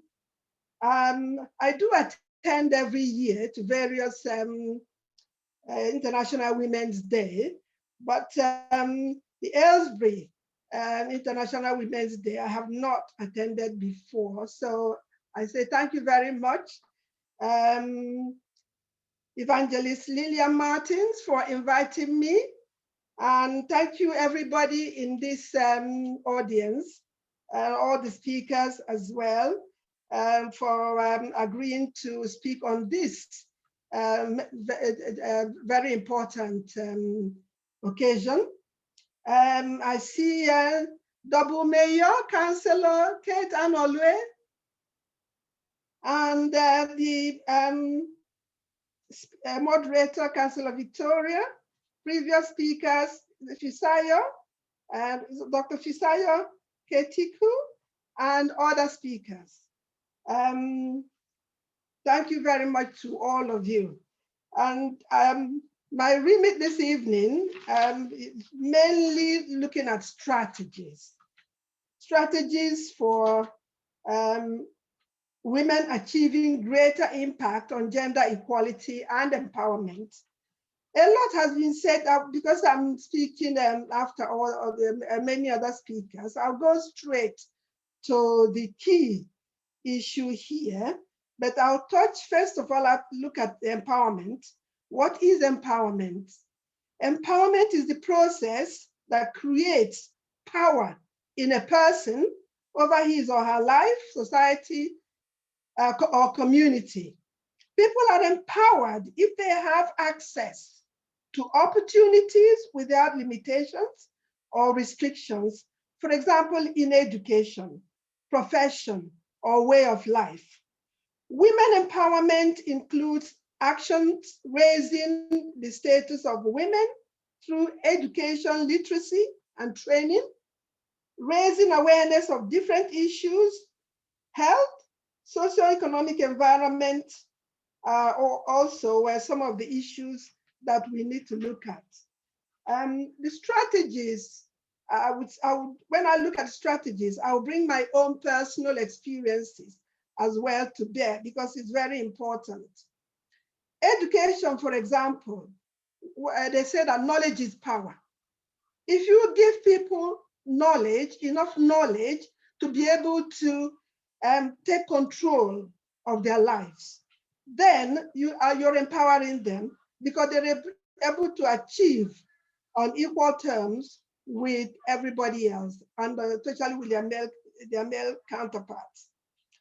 I take, for example, in my own case, when I finished primary school, the first thing, I mean, this relates also to cultural practices. The first thing for a woman in where I come from, in Igbo land, is to marry them off, because women education is not placed on the same par as male education. So my father resisted, because I was asked, do you want to go to secondary school, or do you want to get married? And can you imagine at that time, at the age of 12, you marry a girl off? You can imagine the impact that has on that woman's lives throughout their lives, because for a start, that woman has been condemned to the kitchen, and they will never, some of them never see that daylight again, because all they do is produce children and look after the man. So that's one of the things that one of the strategies that needs to be addressed by nations, and also especially in Nigeria, where even primary education in some areas is not free. So what what I'm looking at is giving scholarships to girls to be able to attend the secondary school education at least. People are empowered if they can feel that they can achieve something and that they have the means to do so. At the moment, some families in Nigeria are struggling to send their children to school. So what do? They choose the male child over a female child, where money is difficult to find. So if we make it an issue of campaigning for girl education to be given priority, that will go a long way to empowering women. And also, one of the speakers talked about changing the mindset of women. This needs to change the mindset of women. For instance, I stood up and said, I don't want to get married. But how many women can stand up for themselves and say, no, please, I want to go to school. I want to go to secondary school. I don't want to get married at this age. I want to improve my educational status, and I want to do better things in life. I want to go to university. Some girls do not have that mindset. So this mindset for women empowerment needs to start from as young as primary education. Women need to be made to understand that they are worth the same as male child. And if somebody is trying to push them down, to step aside for the male child, that should be resisted. That's one of the issues that I think pressure groups or people who are working around women empowerment need to address. Government needs to step up as well in terms of giving scholarships. The second issue is redefining gender roles. Strategies that allow women to do similar jobs as men, as long as they have the knowledge and ability to do so. And we are talking about, in terms of gender, it sometimes is a belief that men are built stronger and that women cannot do what men can do. But in terms of intellectual capability, women balance that strength of men. Women balance out, because the last speaker talked about when the men went to war, who was minding the home? It was women. So, and also all these attainments of women over the years in different countries. Women have, even when it comes to intellectual ability and doing some things that need the mind, women can excel in the same way as men, if not even better. So we need to define that gender roles and to say that women can attain the same way as men can attain, even if men are built stronger physiologically, but women can equal that through other ways. Improving women's economic status, giving women the tools and the ability to make decisions about their lives. This could be through government grants, I know that a lot of NGOs and individuals are working very hard in this area, but women groups need to be supported in terms of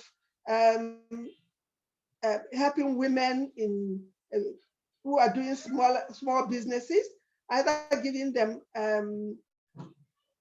ideas or the funding. I work with a lot of charitable organizations where, even from here, we send money to Nigeria to support women who are in small businesses. We send money to widows, for example, to start them off in small businesses so that they're able to take control of their lives. Because empowerment is about helping people, no matter where they are, what stage, whether you're a government worker or whether you're a student, helping people to take greater control of their lives. So wherever they are, at what level they are, is about helping them to feel that they are in control of their lives and they can do, like we're saying that, let us say we can do. They feel that they can achieve, and that will make them want to achieve. Eliminating wage gap. When I came to realize that in some professions, women are paid much less than men, I was so appalled that women do the same job as men. Why should they be paid less than a man? That is appalling. I look at, because women contribution to economic development, it has been written, has been researched. A study even in 2017 by the Institute of Women Policy Research showed that bringing all US women, the women workers, earning the same level as men in equivalent position, boost the country's gross domestic product, that's GDP, by 2.8%. So it is very important for women to feel that if they're doing the same amount of work, that they are rewarded by being paid the same as a man in the similar job. Another issue is redefining socio-cultural and gender roles. Childcare comes to my mind because that's one that rings home to me. Childcare is predominantly seen as women's responsibility, but I'm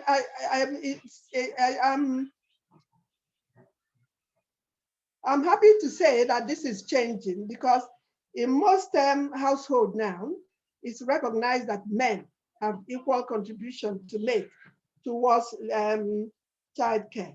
And a lot of men are also seeing that as their role. Helping out is not just the woman, because at the end of the day, the couple, man, woman, produce the child. And why should it be the bringing up the child be relegated to just the woman? So I'm happy to see that this is changing, but in some deeply cultural societies, it's still the same, where women are relegated to the kitchen and looking after children, whereas men are the ones that are enjoying life, going about their business, and women stay at home and look after the children. I have to say that in my own case, this is bringing my personal situation to bear on the issue. If it wasn't for the help of my husband in childcare, I've got 5 children. And I had my 5 children when I did my master's degree in education and my PhD. It was through the help of the support from my husband that I was able to do all that.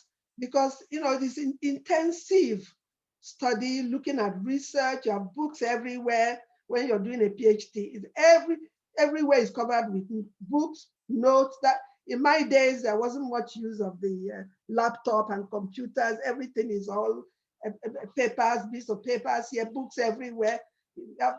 About up to 10 to 20 books open at the same time, researching everywhere. But thank God things are changing. It's not so tasking. But what I'm saying here is that sharing things like child in the home, men need to be brought. I'm happy that some men are listening to this. Men need to be brought into the fold to understand that childcare, it should be a shared responsibility, because that will allow the wife or the woman in the home to be able to pursue their own educational interest or social interest as well. So, one of the speakers was talking about the discrimination in workplace, where once they get to know that you have children, then the job goes to the man.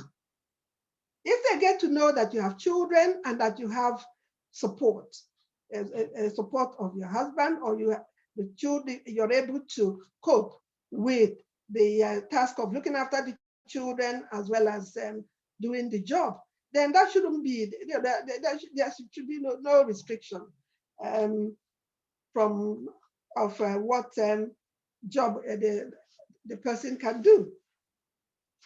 So the next strategy I'm looking at is greater support for families as well in terms of domestic violence. Double Mayor Kate Anuole talked a lot about domestic violence. This is due to, in most cases, is due to pressure on the family. And eventually, when the pressure piles up, then something breaks. And that's where you get domestic violence. And who takes the brunt of it is the woman. So it's about supporting families as a whole. So in order to prevent, we need to be looking at prevention of some of these issues before they actually happen. If families were given enough both financial and or also social support, social network, that would go a long way in preventing that. So domestic violence can come from either physical, emotional, or psychological. So we need to tackle it from all these different angles. Women's shelter. A lot of NGOs are providing that, but we find that a lot of shelters are closing in this country due to lack of funding. Because whatever we say, at the end of the day, these shelters have, or these initiatives need funding, either from government. A lot of it should really come from government, not from private individuals. But what you find is that it's private individuals that tend to fund these initiatives. So if we can lobby the government into providing more funding for these initiatives.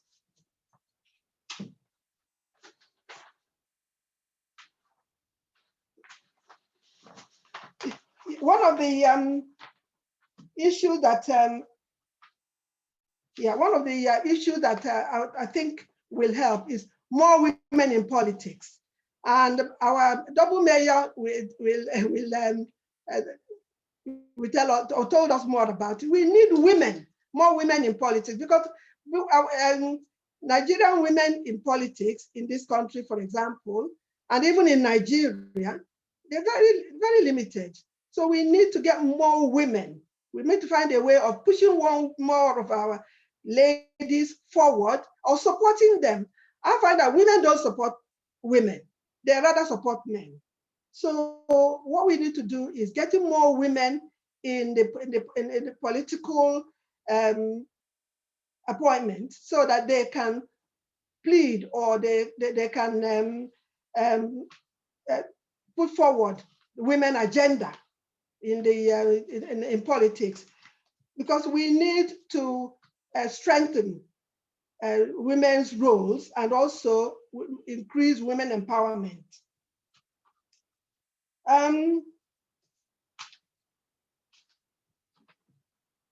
Focus groups, for example, organizations, I know that some of them are doing a lot of work, but we need to have more of them doing more work in the area of supporting women.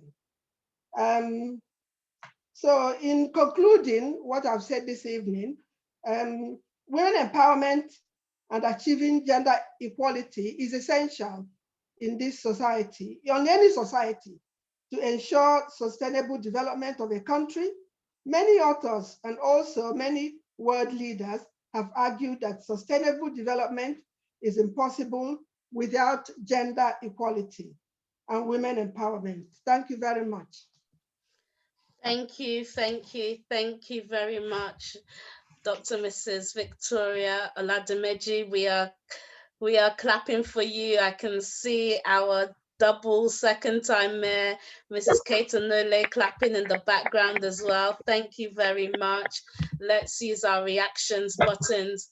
You practically touched on every aspect and every area of what we call woman, and that is the woman themselves, the man or the family, and also the career. It was really good to see. And another point that you actually touched about was in relation to domestic violence. Although it was brief, it made me remember an article that I read again, and you did say in relation to the stresses and things like that.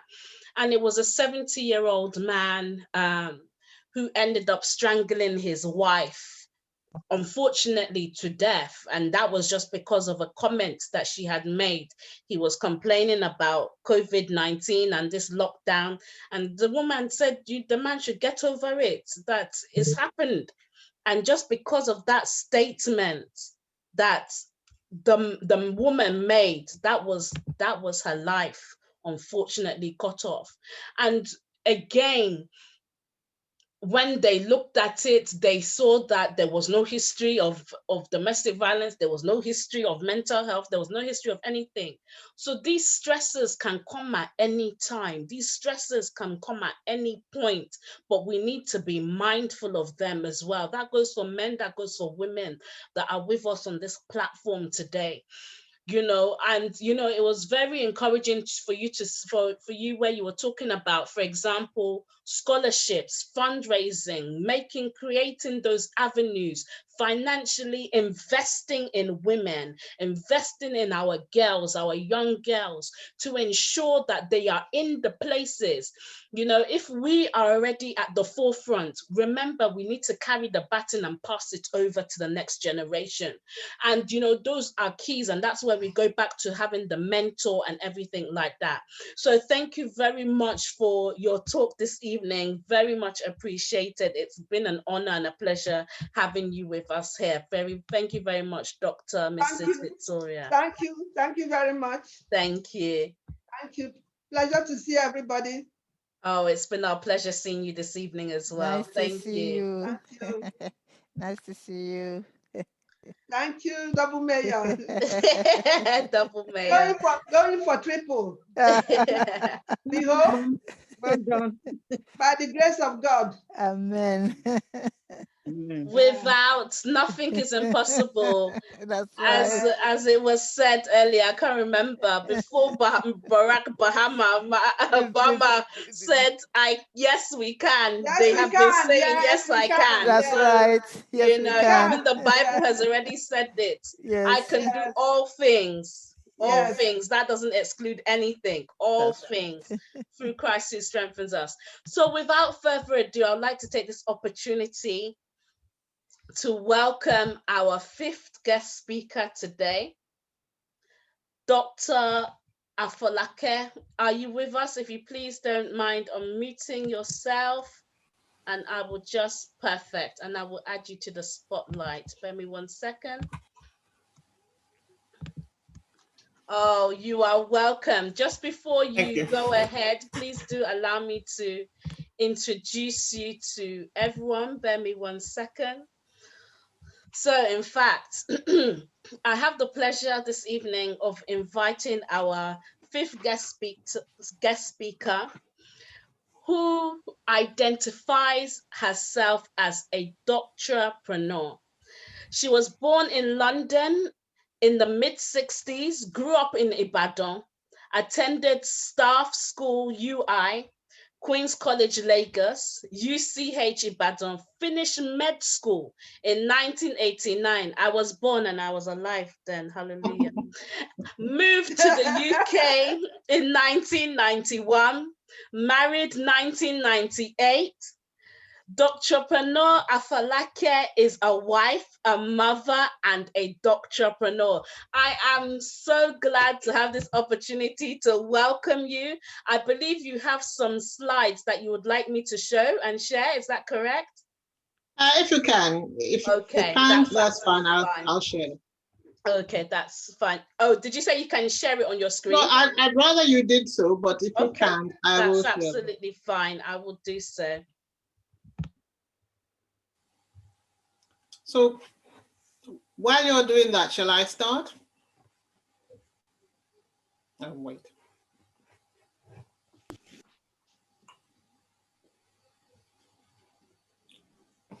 Okay.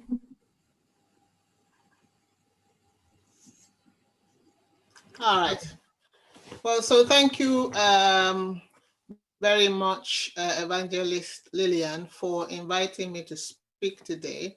And thank you very much to all the ladies who have spoken before me. You've covered a lot of ground, and I will not go back and cover all that ground, but I've been learning myself and nodding a lot and recognizing all those things that were said. So you'll notice that my introduction was very short, and that was deliberate. I once had to give a talk to my, be the chair of a talk amongst my old classmates from Queen's College. And I was given the bios of both ladies to read, and I was highly intimidated because one of them had MBAs from Wharton School in America. She'd been to Cambridge, she'd been to one other, Oxford, and then she'd gone to Lagos Business School. She was the chairman of a bank. She'd worked in so many highly acclaimed institutions. And in fact, I ended up interjecting that, aren't you a little bit greedy? Didn't you leave some for others? But so the reason why I've only given a brief introduction for myself is because today I want to speak to the ordinary woman, not the woman who has had all the accolades in life, but to the ordinary woman. So if you move on to my next slide, please, and just click the title. If you click once more, the title should come. That's fine. So today my talk is Arise, from challenge comes change. And what's the challenge? You're a girl. Even worse, you're a Black girl. Or you may be single, and your other roles as well. You may be a daughter, a sister, a wife, a partner, a mother, a student, a worker. And the one I didn't add there is also a friend to other ladies. That's the challenge. I think that's the scope of the challenge on as far as being a woman is concerned. If you, apart from all the other things that the other speakers have spoken about, but that's the background for most of us. So if you'd like to move on to my next slide and also click again for the title. So this is an original quote from me, and you can take it away, okay? Life has not read the script that you wrote for it. Life happens, just deal with it. That's not my original quote, but the first one is. And it was a quote or something that came to me when I was going to meet with a weekend with some of my old classmates from UCH. And I was just pondering as I was driving and saying, Lord, what would you like me to say to my classmates when I get there? I was thinking about, how life had gone for a lot of us. And I'm thinking, well, things didn't turn out quite as we had hoped they would. When we grew up in Nigeria, those of you who are Yoruba will remember a song that says, Batamiaro kokoka. Tobaka we batayaro kokoka. That really means that, as I'll translate it in English, kokoka is an onomatopoeic sound. So it just means this is how your shoes will sound. If you have lovely high-heeled shoes, they will sound like this. But the condition was if you study. And so we were led as children, as girl child, to believe that we could achieve anything. One of the speakers, the pastor, lady pastor, explained about how her father encouraged her to do everything and to do anything, and you can be anybody. And it's true. but it also leads us to a sense of entitlement. So the problems that we're speaking about today, they tend to mainly be problems of middle-class women. Lower class women, you haven't even scratched the surface of what their problems are. And I can't pretend to know all their problems, but education is one of them, lack of opportunity. If we complain, they even have more to complain about. Can I have my next slide, please? So what principles guide your life, this life that happens? One of the things I said, this is not a religious talk, but obviously, if you have a faith, let your faith guide you. But for me, I'm a Christian. So one of the principles of life is be as gentle as a dove, but be as wise as a serpent. We live in a man's world. And I said, navigate conflicts and challenges at home and at work with your feminine gifts. God has given us a gentle spirit, a good smile, a winning way. We are politicians. We are the first class politicians. And we have to be. Playing out right before us in the media right now is the story of Meghan and Harry. And part of the problem is what we're talking about today. A woman who wants to be her own woman is finding it difficult in an environment where a woman is to be seen and not to be heard. Can I have my next slide, please? And the title. So what do you want to do with your life? You know, every woman has to ask, what's important to me? What's my goal in life? What makes me happy? And this next one is very important. Who defines success in your life? How do you define success in your life? And what is it going to cost you to achieve your goals? So I've had, ladies doing law degrees, doing PhDs, masters, looking after 5 children at the same time, attending work and so on.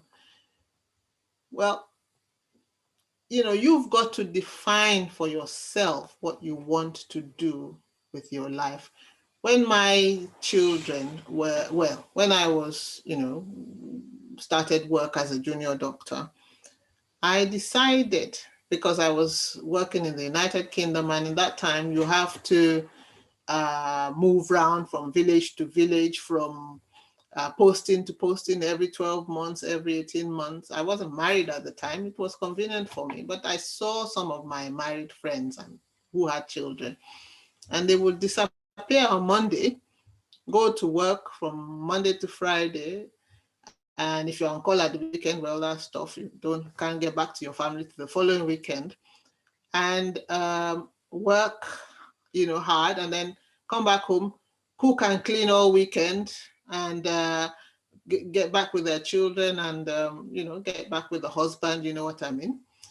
And then on Monday, they're off again, the whole weekend, exhausted from the weekend, back to an exhausting job. And I decided I did not want that life for myself.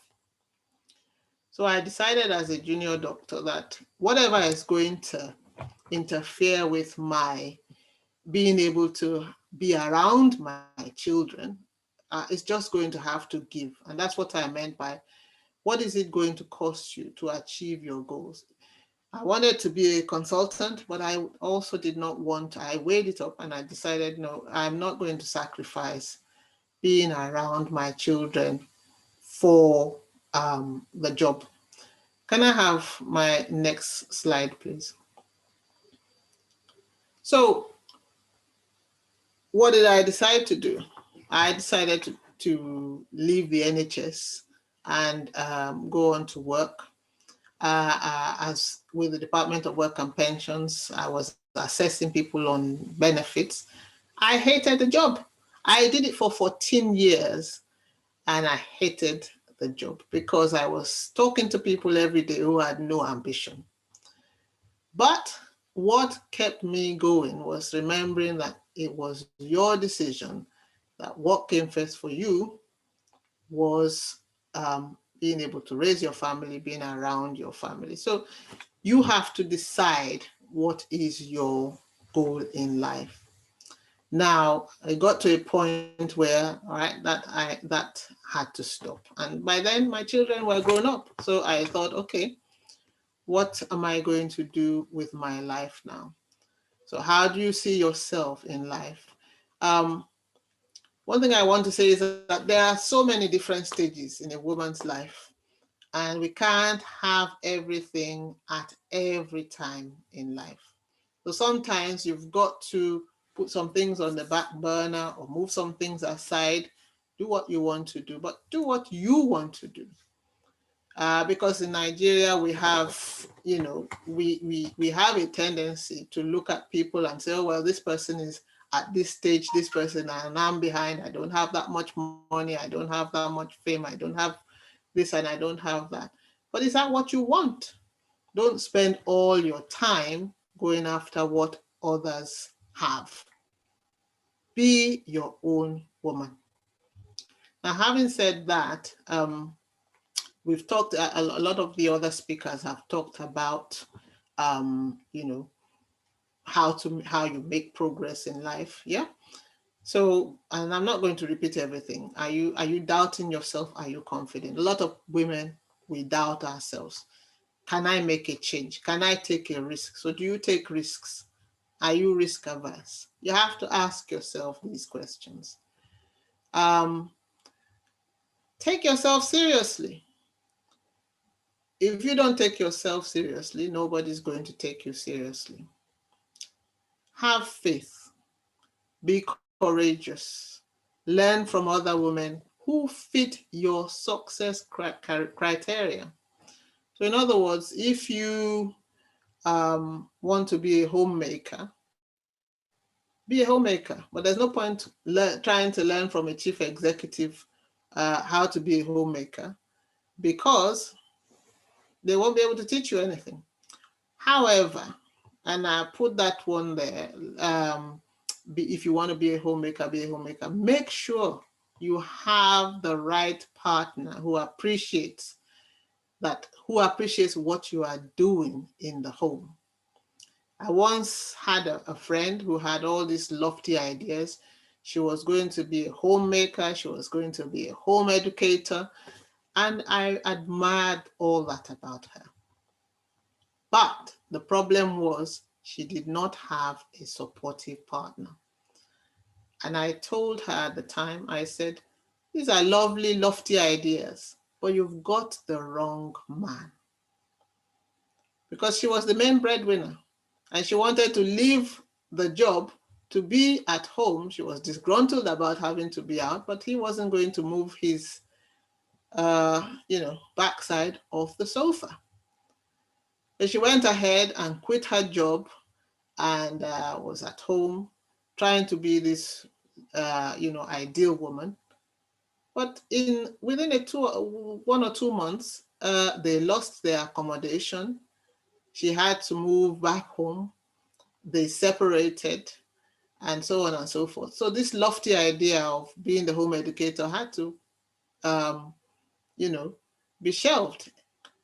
Had she listened and evaluated her situation properly, she might have saved herself and her family a lot of heartache. So be careful. If you don't have the right support, you can't have lofty ideas. I'm going to sit at home and be the homemaker. You have to be out there in the market. Now, this lady, Indra Nuri, if you can, I would like you to Google her up. She's a lady that I've been listening to recently, and I was fascinated. She's the chief executive, or she was up to 2 years ago, of PepsiCo, which is a large American multinational. She's of Indian background, so she's an ethnic minority woman like most of us. and she went to America to do, to business school, and eventually became the head of this company. And for the first time, I found some reassuring thing from a woman who has been a chief executive. Some of the things we talked about today, having a good support network. But one thing she said in one of her talks is, you can't have it all the time. You can have some of the things some of the time, but something has to give somewhere. So always make sure you count the cost and make sure that whatever you as a woman you are doing doesn't, the byproducts and the casualties are not the things that you would not have liked to sacrifice. Can I go to my next slide, please?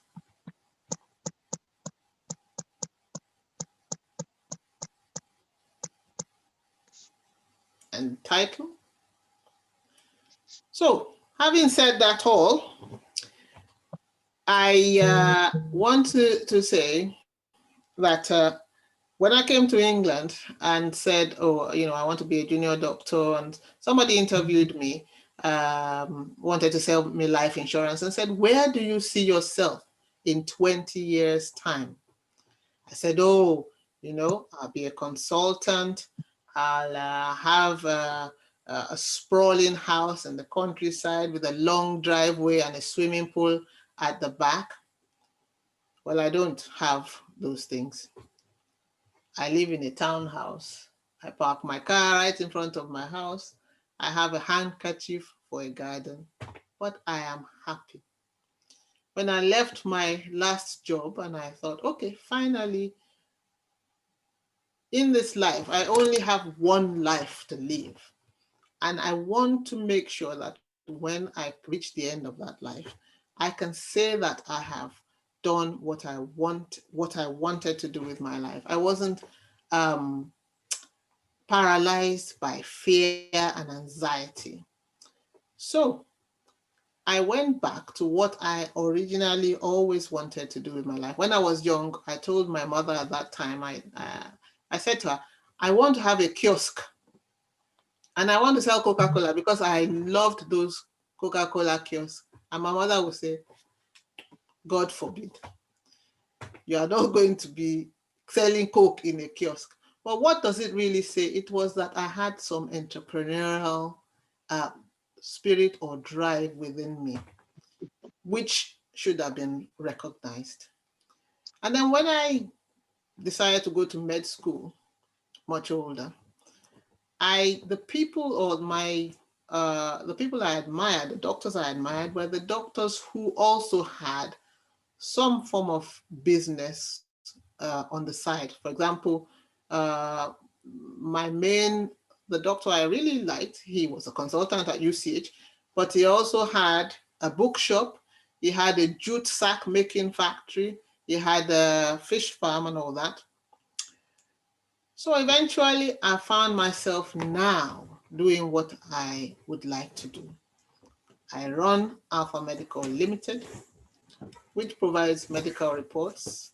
It is a medical legal company. And more recently, talking about challenges, we've had to change what we do. We're now providing COVID-19 testing for international travel and medical examinations for drivers.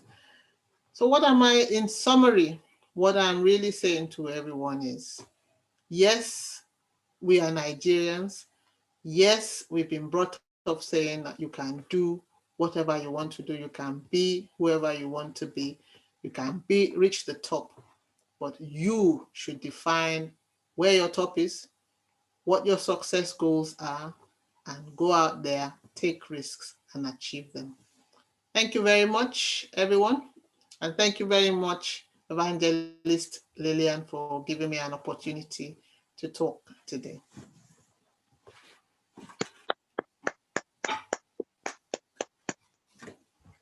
Thank you so much. Yes, thank you. I can see Dr. Pamela clapping there with the reactions. Thank you so much. That was very interesting. I have had people asking if they can have the slides to take home and go through the questions, because, you know, these are questions that are pertinent to us as individuals, but also holistically as a society. And it was great how you took us on your journey to actually achieving in the end what your original goal and aspiration was, and how even, you know, you did say it again, but I just had to write it in the chat section what you had said earlier, and it was literally, we can't have everything at every time in life. Don't spend all your time going after what others have.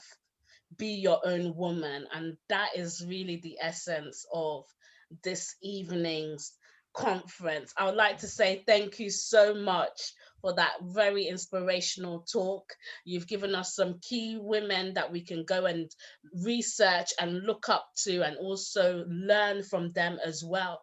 But again, I'm sure on this platform, we have so many other women, as we can see with our speakers, that have spoken. And I'm sure there's a lot of women that haven't spoken tonight that also have such skill sets just as you. Thank you so much. It's been a pleasure having you, and an honor to have you and listen to you this evening. Thank you so much.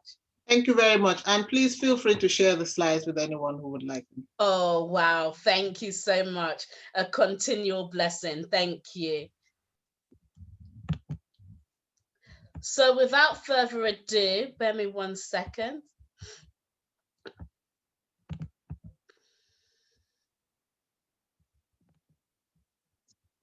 Without further ado, I would like to take this opportunity to welcome back our host.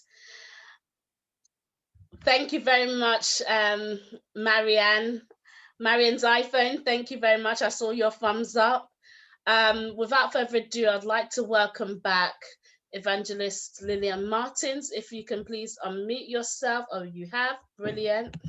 And if you can just say a few things, a few words, and then we'll be able to go through some questions.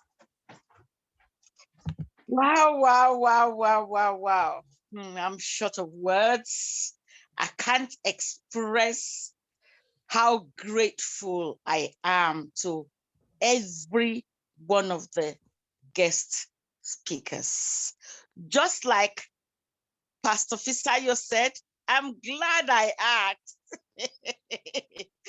I'm glad I spoke to all the guest speakers. I'm glad they responded, because I'm going to tell you one thing. First and foremost, you see, all these speakers, with the exception of, I think, one person, but they all look so quiet.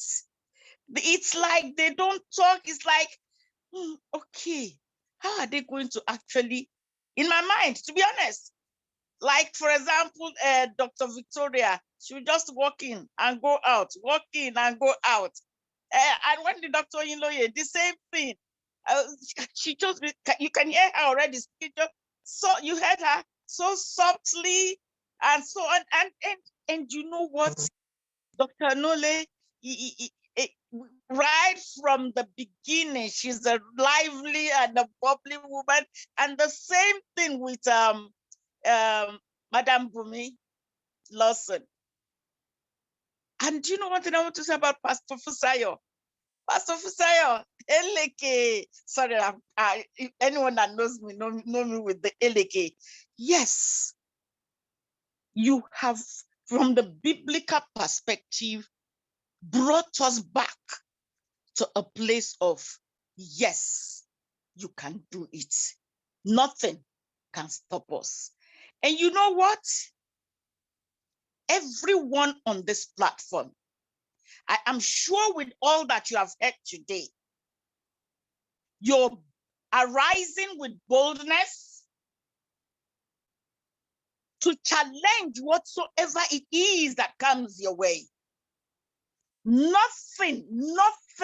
There is nothing. But I don't know who said it among, because it seems all our speakers are Christians. I think it's Dr. Madam Fumi, that said, she has a God that there is nothing impossible for him to do. And so see yourself that there is nothing you cannot achieve. But I think I would make you see that even Lillian that is here,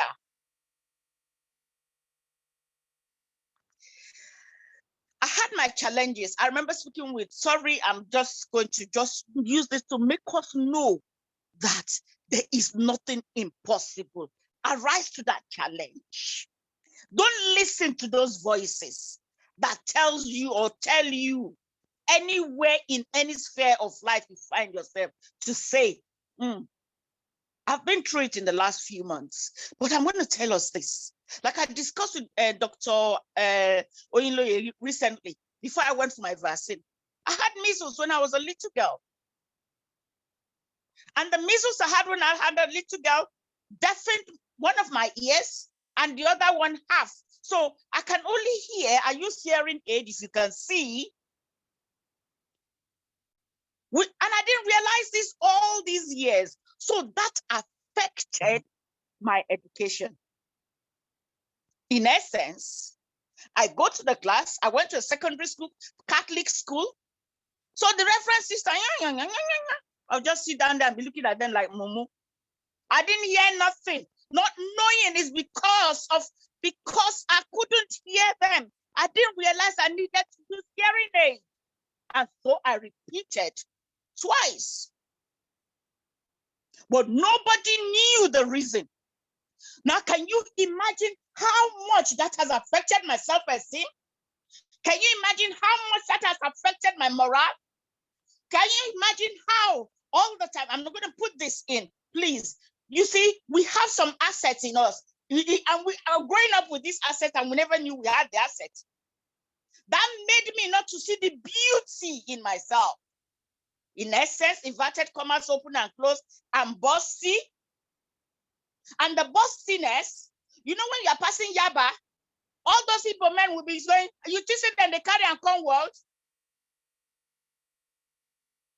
You just say that they carry and come world, come make we touch them for you. So what did I used to do? I used to use my hands and shoulders to cover myself, to cover my breast. And listen, I couldn't hear in the classroom. He's the same Lillian that is here today speaking to you confidently. And do you know what? What you say to your children goes a long way. I will come back with the last in the class. I come back with last position in the class. Fail everything. Papa Mani, Papa will say, Malara, you can do it. Malara, you can do it. Don't worry. You can do it. You know that you can do it. Just made it for me. I didn't care about anybody again. I go back to school. And you know, if you have attended my when we're doing my talks and so on, I'm very much into a lot of things. We never knew then how much. It's now that I know.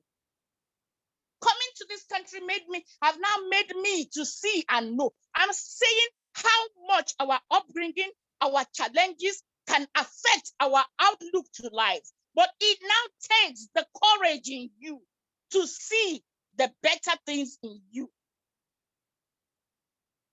What am I trying to say? First year, second year, not only was I not listening, you know what? So also was I bedwetting. Not knowing the impact of what has happened in the daytime has affected my sleep. And so you imagine the trauma I went through in secondary school. But there's something I'm going to tell us today. There is usually a time of a turning point. And that time of a turning point, don't lose it. I got it when I finished my secondary school. I am in my secondary school, the secondary school platform, and they go, Binta, because that's my Hausa name. Binta, Are you the one that's talking like this? Are you the one that is holding all these events? Are you the one that is? Yes. When I came into this country, my head teacher, I'm a teacher by profession, my head teacher went, you will not do teaching work in that country. And straight away, looking in her eyes, I went, remember, that's where the mindset matters. My mindset is changed now. The orientation that I had from when I was in secondary school is all gone in the thin air. Just one day. How did it happen? Just the fact that I passed my maths. That changed everything in my lifetime, in my life. So now I came here and I started off with all the jobs, and I kept on saying to myself, you did not go to university to do cleaning job. You did not go to university to do chambermaid. If you don't mind, I'm going to say this to all of, definitely. Mrs. Ashimolowo and myself, we did chambermaid together. Chambermaid. And as we were doing it, I will take my certificate. This thing, I'm going to teach in this country.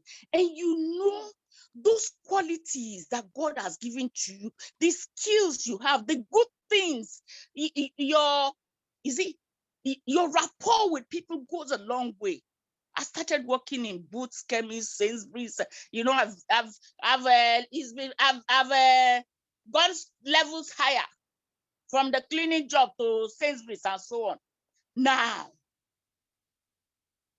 in the place, I won't fail to say this, of witnessing, this sister went,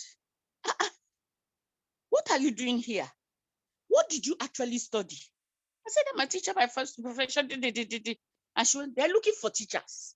I said, yes, God, you have answered my prayers. Just keep saying it to yourself that this is what you want for yourself. And it will come to pass. Do you know, with my son's pregnancy, my son's pregnancy, about 8 months, I went for that pregnancy. For that interview, they didn't see that pregnancy. There and then, I didn't know nothing. I didn't study nothing here. And from that day, I started teaching in this country. Who says it's not possible? And the moment I got there, after 3 months, I started taking on managerial roles, coordinating departments. How did that happen? Making them see that you can do it and depending on God. And you know what? The other things, because we have been told to get ourselves involved in communities, to get ourselves involved in the things happen within our environment. You know, within we ourselves, forget about the outside people. Within we ourselves, you have challenges. But so high. You know, there are some people that they just enter a place. There's nothing you can do about it. That leadership role is waiting for them. So with that, what happens? You have a lot of people envying and jealousy and saying things. But I'm telling you this today. The role that I'm taking on today, or that I have taken on before this time, they did not come without challenges. But by the grace of God, knowing what I want, from what Dr. Oyinloye said, knowing what I wanted, knowing what I want now, and knowing what I want for the future, I have been able to be where I am today. Don't think any knowledge is wasted. No knowledge. Dr. Oyinloye must have applied one, and all our other speakers applied the knowledge and the skills they have learned from the different facets of life that they found themselves in, and applied it to help them move on to the next level. What am I telling us today? What I'm telling us today is this. Don't sit comfortably. Don't sit and think the whole world is ended because you don't have money, because you don't have children, because you don't have husband, because you don't have jobs. Create a job. And you know what? You are amazing. You know what? You are beautiful. You know what? You are always, at all times, victorious, even though you have found yourself failing, even though you have found yourself falling. Rise up again. And you know what? Victory awaits you right in front of you. 1,000 years is like a day before the Lord. I want to say thank you to all the women. I want you to know that we need to begin to empower ourselves. We need to begin to retrain ourselves. We need to begin to find someone to mentor us.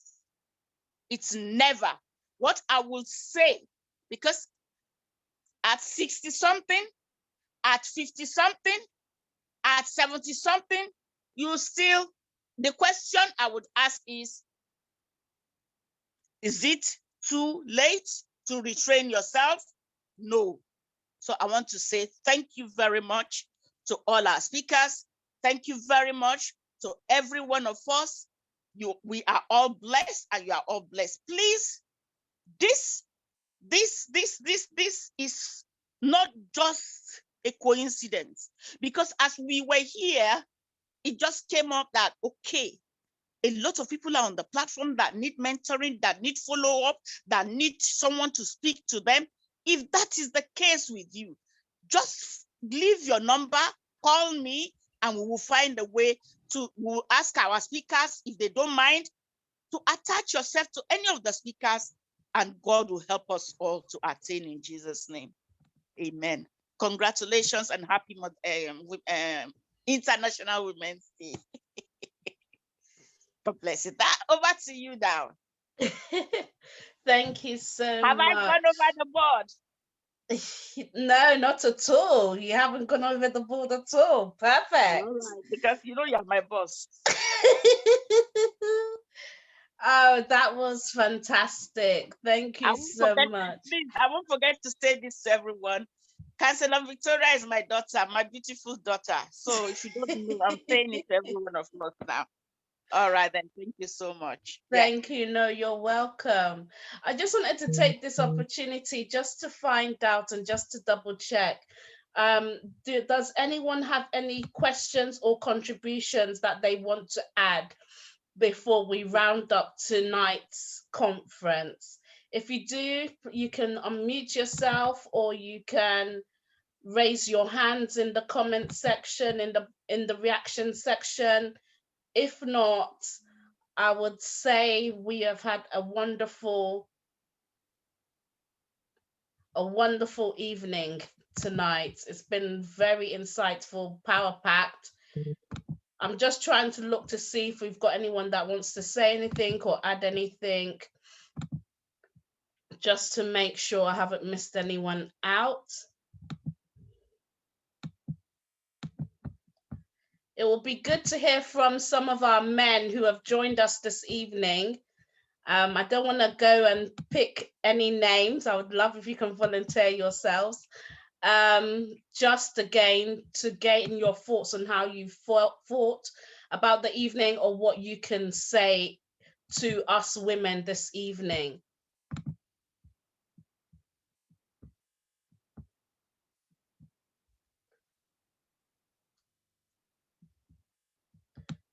Okay, I can see.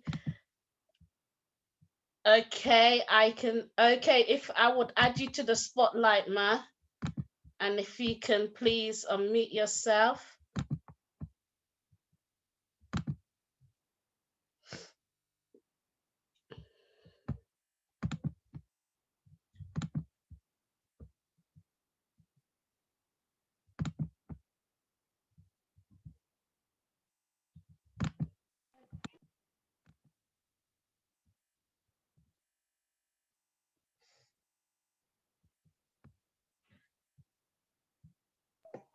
Perfect. We can hear you loud and clear, ma'am.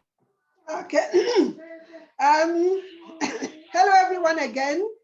Actually, I want to address the men folk in this audience because I've had Councillor Victoria asking that for input from the men, because a lot has been said about how men can support women, either in the workplace or at home.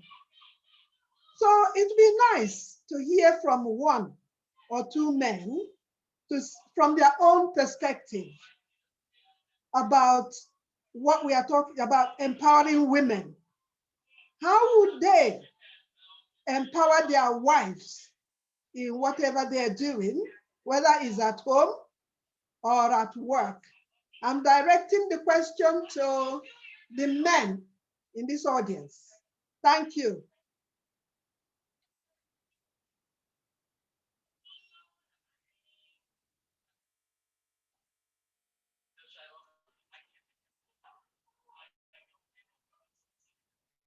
There must be a man in the audience.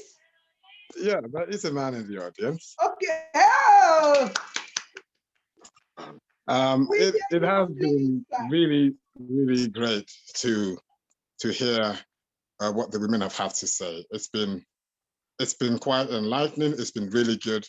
All of the speakers spoke exceedingly well, and it's just so beautiful to hear, what comes out from the heart of a woman. I've always said that women have got so much to give, but we've probably relegated them and not giving them enough.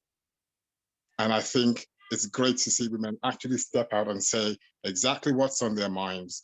The mind drives a whole lot of things, and it was beautiful listening to what you all had to say. Certainly along the lines of knowing what you want to do, getting up and taking it, not being deterred by what obstacles the world has placed in your, ahead of you, not being deterred by what, quote unquote, the old men folk and the old way of thinking has placed ahead of you, just stepping out and taking it anyway. And that's been really good to see. I think, I know some of the men who joined have dropped off. I think there's probably one or two other men on here right now. What I would say is that men simply need to do a little bit more listening to women, because there is a whole lot of knowledge, a whole lot of wisdom that men miss out on when they ignore what women have got to say. My wife is on this call and she knows that it's something that we've talked about a lot of the time. There's a whole lot of wisdom just packaged in a woman, and men miss out when they don't get enough of that. I would like to say to the women that keep going ahead and thinking of what you want to do and getting it done. I think that's super important. The other thing is, whatever obstacles, whatever traditions have held you back in the past, don't let them define you. Don't even let them define your fight. Sometimes we define a fight by saying, I'm stepping away from what the colonial masters did. I'm stepping away from what the men did. Don't even bother stepping away from what men may have put in your way. Just step forward anyway. And I think that should really define you.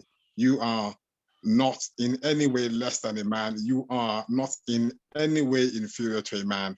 Step forward. For the men, I would say, champion your women, support them. Just support them. Tell them that they can. The mind that says, I can, is the mind that can do. And as long as our women are saying that loud and clear, we know they can do. And what you're doing here might be something you're just doing on a call in Aylesbury, but it's as good and as great as what anybody else ever did as a woman. Especially you look at the new Vice President of the United States. She stepped out there, she can, and she is doing it. You guys, you can do it. You women can do it. You can do a whole lot of things. I'm so proud of the women who spoke. Some of them I know personally, some of them I don't know, but you all spoke super well. So I, as a person, I will be there ready to support anyone who has anything to do, if you're a woman and you need support, I will be there. I believe that women are going to get so many things right. They're going to show a lot of men the way to go. And that's how our world will develop. We will hear from you. You will do stuff. You will lead, and men will follow you because you will lead with wisdom. So I'm super proud of what you've spoken about tonight. Also, Evangelist Lillian, thank you so much. And Councillor Victoria for putting this together. It's a beautiful, beautiful conference. I've enjoyed every minute of it. Thank you. God bless you. That's all I got to say. Thank you very much, Pastor Yomi. It's been a pleasure. Thank you. Thank you so much, Dr. Mrs. Victoria Oladimeji, as well, for encouraging and spurring the men to start talking. And I think we're starting to get a lot more men wanting to talk now. So thank you very much, Ma. I would like to add and also invite the Vice President of Black Labour Movement, Milton Keynes, Mr. Chief Matthew Iria, to come and say a few words.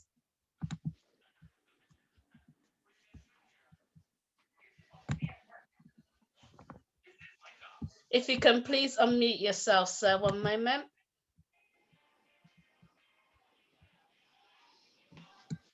Okay. Perfect. Yes, good evening, everybody. Good evening. Good evening, our mothers, my sisters, my big aunties, my mentors. My leader is there. She's always there everywhere.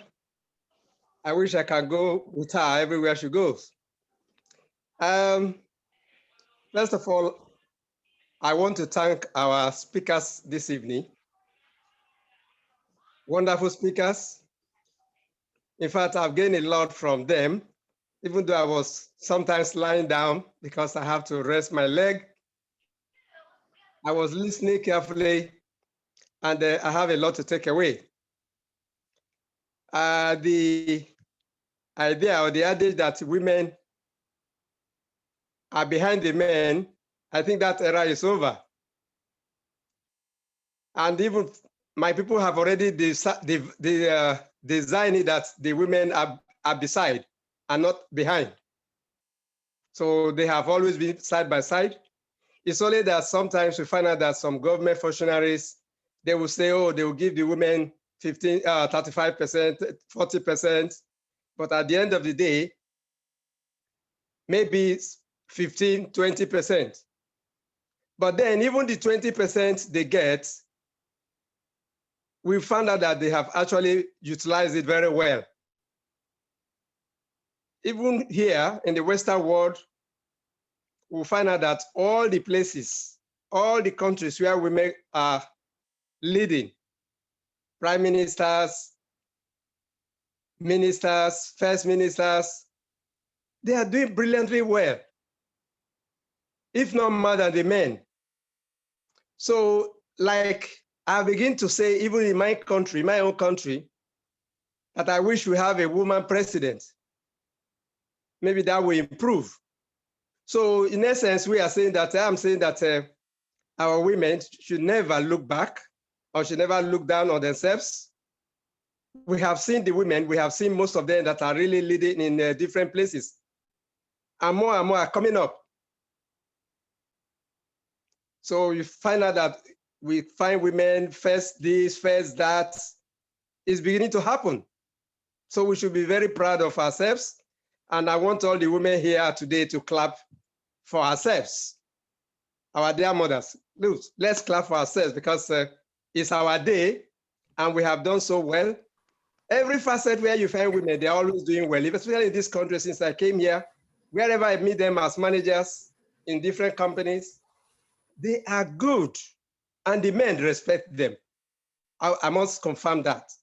They have never been disrespected or discriminated against because they know their onions. So I congratulate you again on your day. We now say our day because we are your children. So congratulations once again, and I thank you all. God bless. Thank you very much.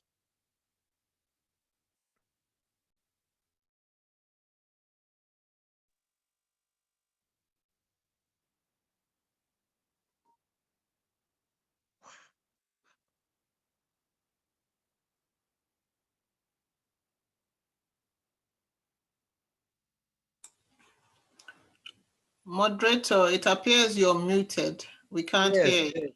We were hearing Oh, you. thank you very much. Thank you for highlighting that. I was saying that, thank you very much, Mr. Chifuria. I was saying that you mentioned one thing and you said that we are your sons, we are your daughters. And that's another thing that we need to remember as women.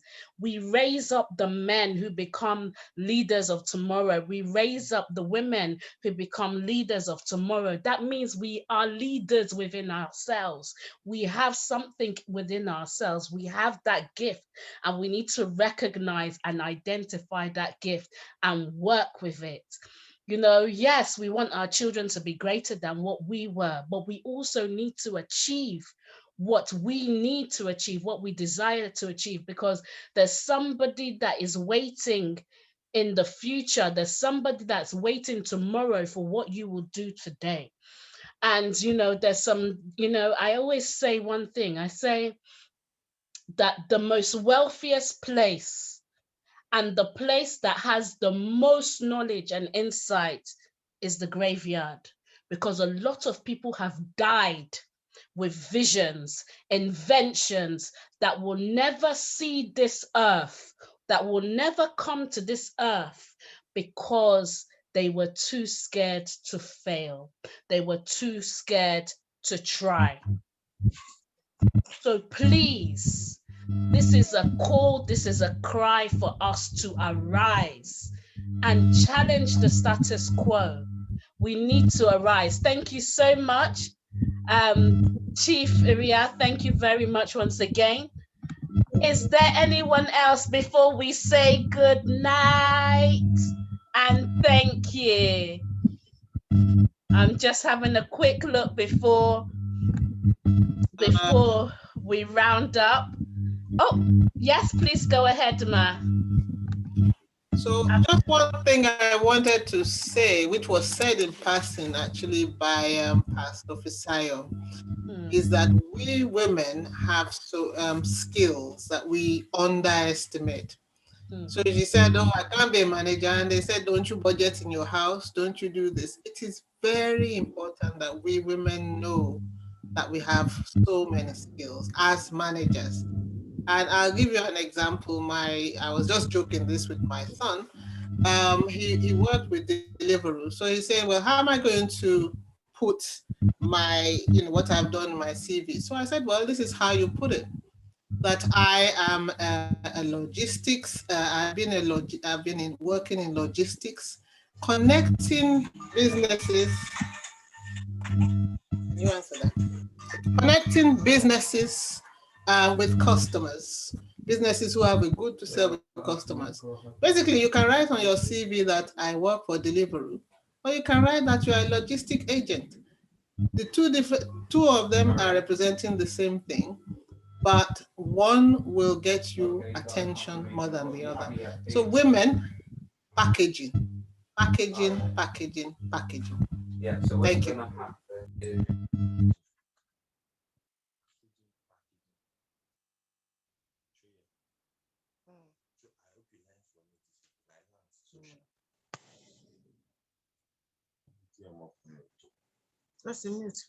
Unmute yourself. Unmute yourself. Thank you. It's because I don't want any background noise. Thank you. I can see Mrs. Adeyinka Inyang. Did you want to say something? Your microphone is unmuted. Yeah, I just want to appreciate everybody in the house. It's been an interesting night. I've had a lot to learn from here. And trust me, I have a take home. I appreciate Pastor Yomi for his contribution. I appreciate all the speakers. God bless you. I had a great one. God bless you. Thank you so much. Thank you. That's very encouraging. Thank you so much. So without further ado, I would like to say thank you to everyone that has joined us this evening. Thank you for joining the conference. Thank you to our guest speakers. It has been a pleasure to hear your wealth of knowledge, to hear your insight, to hear your encouragement to women, for us to arise and challenge the myths, challenge the stigmas against women. So thank you very much. And I wish you all a very pleasant evening and a great week ahead. Thank you very much. Thank you so much, Lillian Martins. Thank you very much, Dr. Victoria. Thank you very much, Dr. Afolake. Thank you very much, Caroline. Thank you, Pastor Fisayo. Thank you, Chief Iria. Thank you, Joelatua, Uncle Joelatua. Thank you, Pastor Yomi. Thank you, Pastor Tosin. Thank you, Abisola. Thank you, Victoria. Thank you, Dr. Pamela. Thank you, Mrs. Adeyinka. Thank you, Prophetess Helen. Oh, wow, pleasure. Thank you so much for your talks as well. Thank you, Madam Antonia. Thank you, Kike Lomo. Thank you, Sister Mayowa. Thank you, our Vice President of Nigerian Community, Aylesbury. Thank you, Mr. Collins. Thank you, Admirable Lady, Madam Chioma. Thank you, Dr. Mary. There's so many people to thank. Thank you, Madam Olapeju. Thank you so much for joining us this evening. Have a great evening, everyone. Thank you so much. God bless.